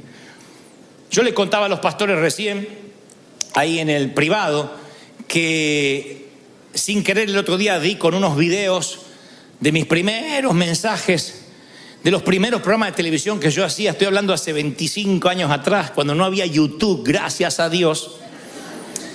Yo digo, ¿cómo había gente que me escuchaba? Tengo ganas de pedirle perdón a esos pastores que me invitaron. Y yo diciendo, Señor, envíame a las naciones, envíame a las naciones. Y yo pensaba que Dios no me quería mandar. Menos mal que Dios me cuidó. Dijo, si te mando eres un óvulo con pata, un embrión. Jesús dijo, el reino de los cielos es semejante a un mercader, Mateo 13:45, que busca buenas perlas. Y habiendo hallado una perla preciosa, fue, vendió todo lo que tenía y la compró. Entonces yo siempre pregunto, si quieres ser todo lo que Dios quiere que seas. Yo pregunto esto y parece retórico. Yo digo, ¿quién quiere ser todo lo que Dios quiere que seas? Y todo el mundo dice, yo quiero alcanzar mi destino. Mi segunda pregunta es, ¿cuánto están dispuestos a pagar lo que sea por alcanzar su destino en Dios? Porque esto es semejante a un mercader que busca perla, halla una y vende todo por tener esa perla. Y a mí me sorprende que Jesús haya elegido en su metáfora una perla, porque las perlas vienen de las ostras, de los crustáceos como mejillones, como las almejas. Y las perlas nacen por el dolor, porque estas criaturas pueden disfrutar de una existencia calmada. Un crustáceo, un mejillón, una almeja no hace nada. Así que voy a orar por si alguien tiene el espíritu de almeja o de crustáceo. No hace nada, van por el mar, pero de pronto se les mete por error algún irritante, algún elemento irritante. Puede ser una piedrita, un grano de arena, un diminuto parásito. Y lo que hace el crustáceo, la almeja, para defenderse, para tratar de protegerse del dolor, es recubrir lo irritante con una capa suave, resbaladiza y traslúcida que se llama nácar. Ellos envían como una suerte de baba, pero es para protegerse del dolor. Y lo envían, y lo envían, y lo envían, y lo envían, hasta que recubren el elemento irritante, repiten el proceso una y otra vez con este nácar. Y ahí es cuando se forma la perla, formando una hermosa perla, es nácar. O sea que lo que te cuelga a lo mejor del cuello es baba de crustáceo. Con alguno que otro proceso, pero baba de crustáceo al fin. Ahora le puedes decir a tu esposo, lo único que te pido es baba de crustáceo, no más. Entonces una perla de gran precio es nuestro dolor, es nuestra espera envuelto en la perfección de Dios. Nuestro dolor, nuestra espera, nuestro tiempo donde todavía dice, todavía no. Ese dolor de esperar, de sentirse que Dios me olvidó, que no sirvo para nada, empieza a ser recubierto por nácar divino. Y nos transformamos en una perla para que cuando salga del mar, la gente pueda ver tu brillo. Nadie va a saber el trato silencioso de Dios que tuvo contigo, pero la gente ve un modelo casi terminado. Ve una perla de gran precio y no sabe que dentro de esa perla hay dolor, hay espera, hay elementos irritantes. Pero Dios nos empieza a formar y cuando nos muestra, es como la mamá mostrando a su hijo recién cambiado, peinado, diciendo, mire cómo luce, miren cómo huele. Dios quiere sentirse orgulloso de sus hijos, quiere mostrar un modelo terminado, alguien con clase, alguien que cuando la gente diga, lo mire, te diga, wow, se parece a su papá. Heredó el carisma del padre, se parece al maestro. No hay peor cosa que un mal alumno porque representa mal al maestro. Cuando alguien se come las heces, habla mal, escribe con horrores ortográficos, que por favor no diga quién fue su maestro porque es peor el que le enseñó que el que aprendió. Y Dios cuando te muestra, quiere mostrarte como una perla preciosa, alguien digno de ver. Y que tú digas, bueno, Dios trató conmigo y las partes más rústicas todavía ya no se ven porque están recubiertas por un nácar divino. Ahora, yo quiero que observe las emociones dentro de este proceso. Uno se siente perdido.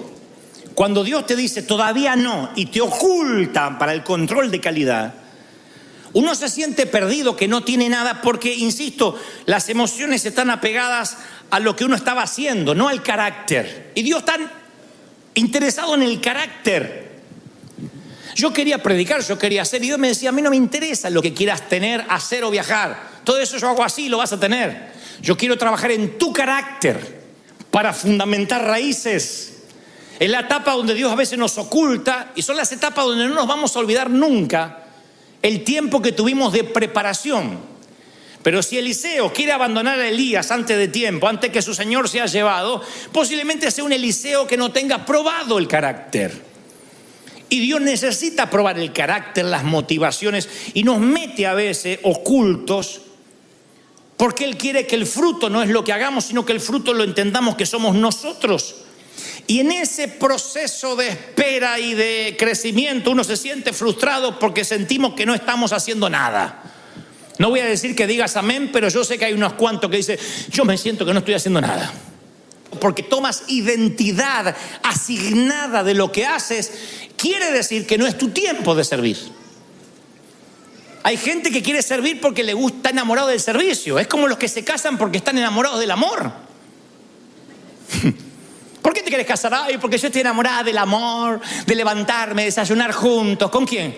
Ah, no importa, pero desayunar juntos. ¿Cómo no importa si te vas a casar con ese ganso? Pero hay gente que está enamorada de una sensación. Y hay gente que está enamorada del servir. Eso me pasaba a mí cuando yo era pibe. Cuando era un chavito, yo quería servir a Dios por el amor del servicio. Me imaginaba la gente haciéndome... Y ahora el evangelista internacional Dante Gebel.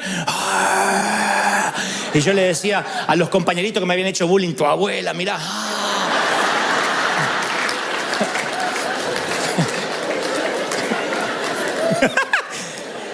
Eran motivos equivocados. ¿Cómo Dios me va a poner bajo los reflectores con ese corazón? Entonces a veces tenemos el potencial, tenemos las ganas. Decimos, pero yo estoy preparado porque mirá, estudié, tengo el diploma, porque tengo el doctorado, porque tengo dinero, tengo para hacer un negocio porque tengo el socio que me pone el dinero. Pero a lo mejor no está tu carácter preparado y vas a sufrir. Entonces Dios te detiene. Hay bendiciones que Dios dice todavía no, como un padre que no le da el automóvil a su hijo porque es menor de edad. Me frustraba cuando yo pensaba que Dios me tenía allí en privado y digo, ¿por qué? Y Dios me empezó a mostrar ayer por qué. No solo aquella vez, sino que muchas veces me vuelve a esconder cuando va a darme un upgrade. Cuando Dios te va a dar un negocio nuevo, cuando quiere que emprendas una pareja, cuando el Señor quiere que cambies de país, de ciudad, Él te suele ocultar.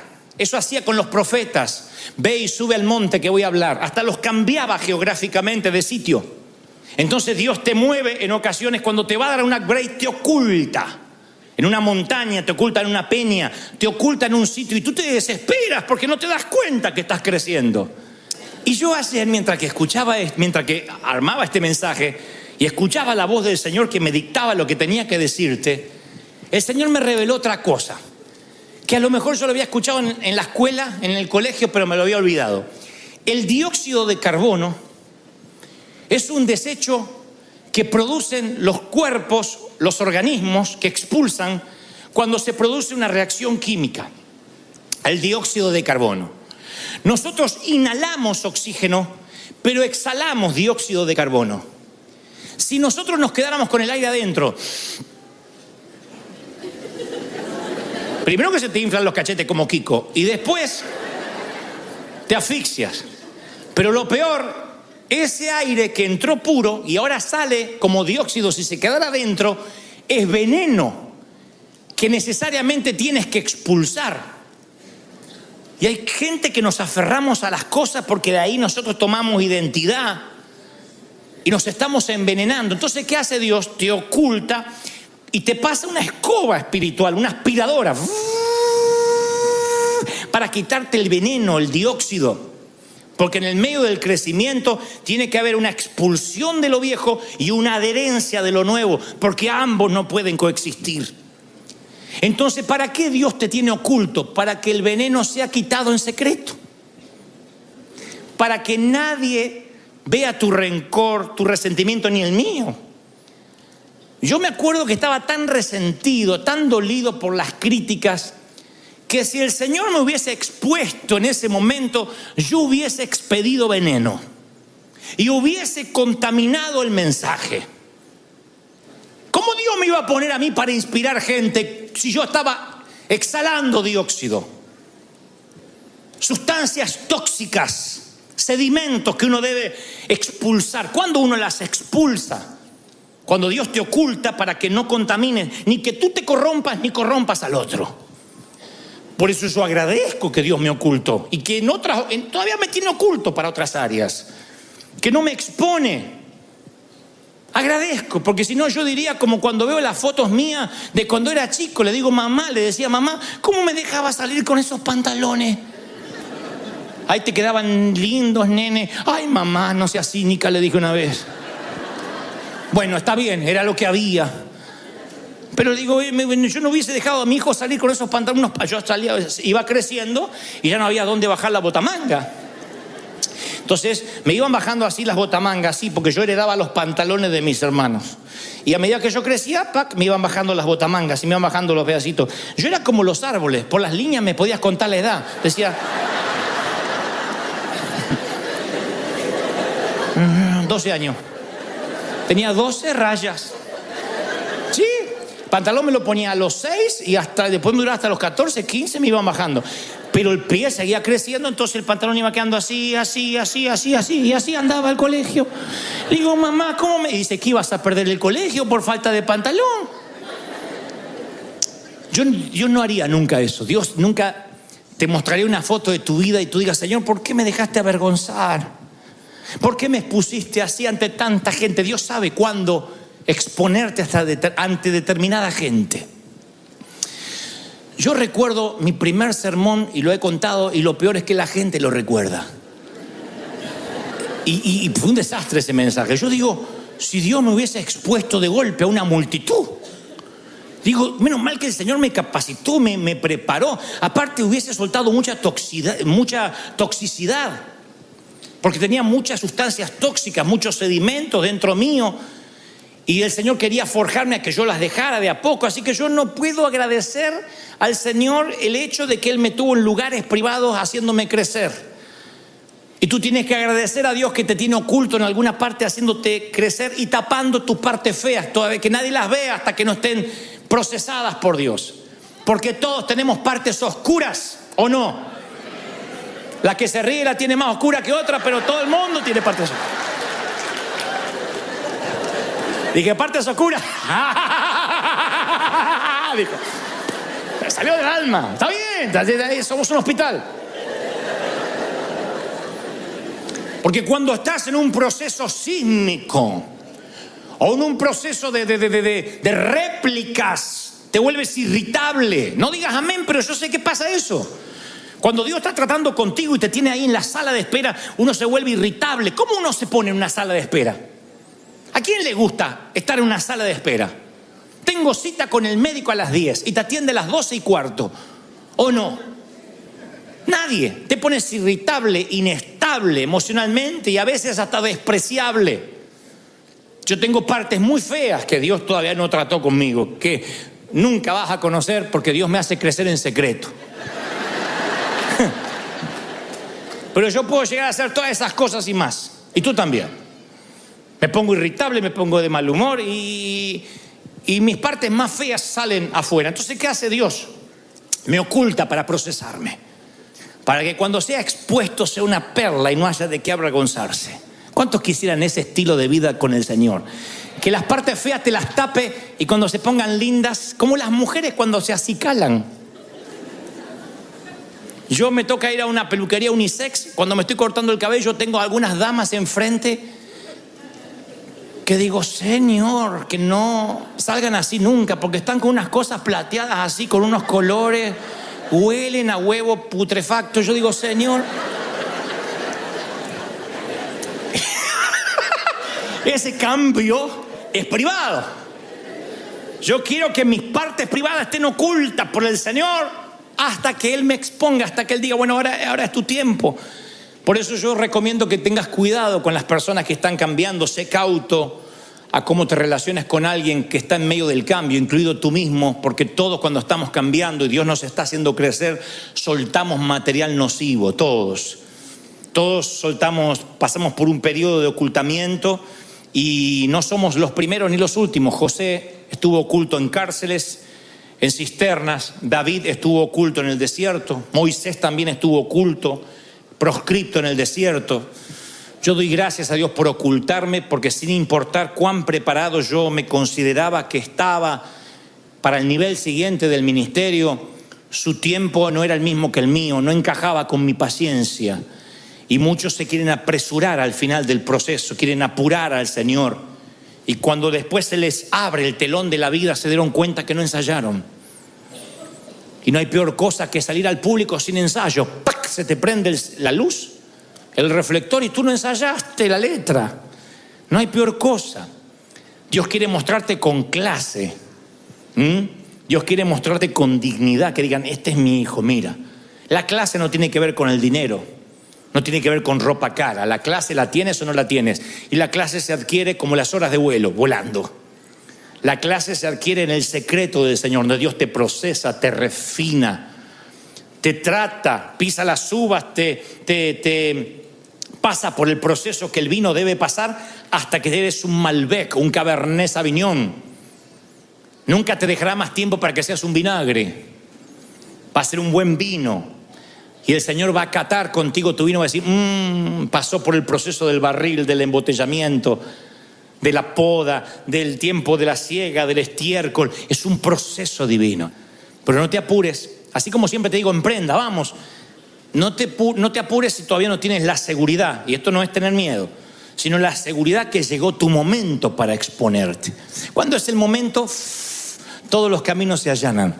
Mientras permanece oculto en el secreto, en el barril, hasta que llegue tu tiempo. No te apures, no fracases.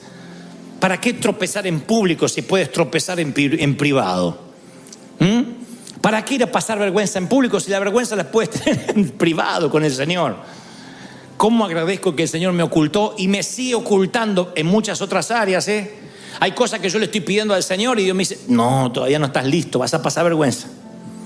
Tiene los pantalones cortos. Y después vas a ver las fotos y vas a decir, ¿por qué me expusiste, Señor? Dios te está ocultando en una transición de tiempo, de espera, porque tiene planes grandes para contigo. Mi querido, aprovecha los días de Elías. Si has visto sabiduría alrededor tuyo, haz una enramada ahí, atrápala y quédate ahí. Siéntate a los pies de los que saben y escucha. Porque va a haber un tiempo que esta sabiduría, que lo que Dios te está dando ya no va a estar contigo. Va a haber un tiempo que vas a recordar lo que aprendiste. Y recordar lo que aprendiste no es lo mismo que aprenderlo todas las semanas. Algún día vas a tener que usar de tu depósito lo que Dios te está dando todas estas semanas, estas temporadas. Aprovéchalas.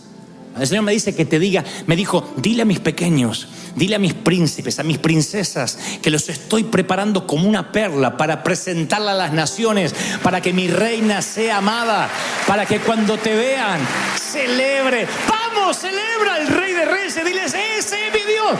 Dale el mejor aplauso de la historia al Señor de señores en esta tarde. Es un río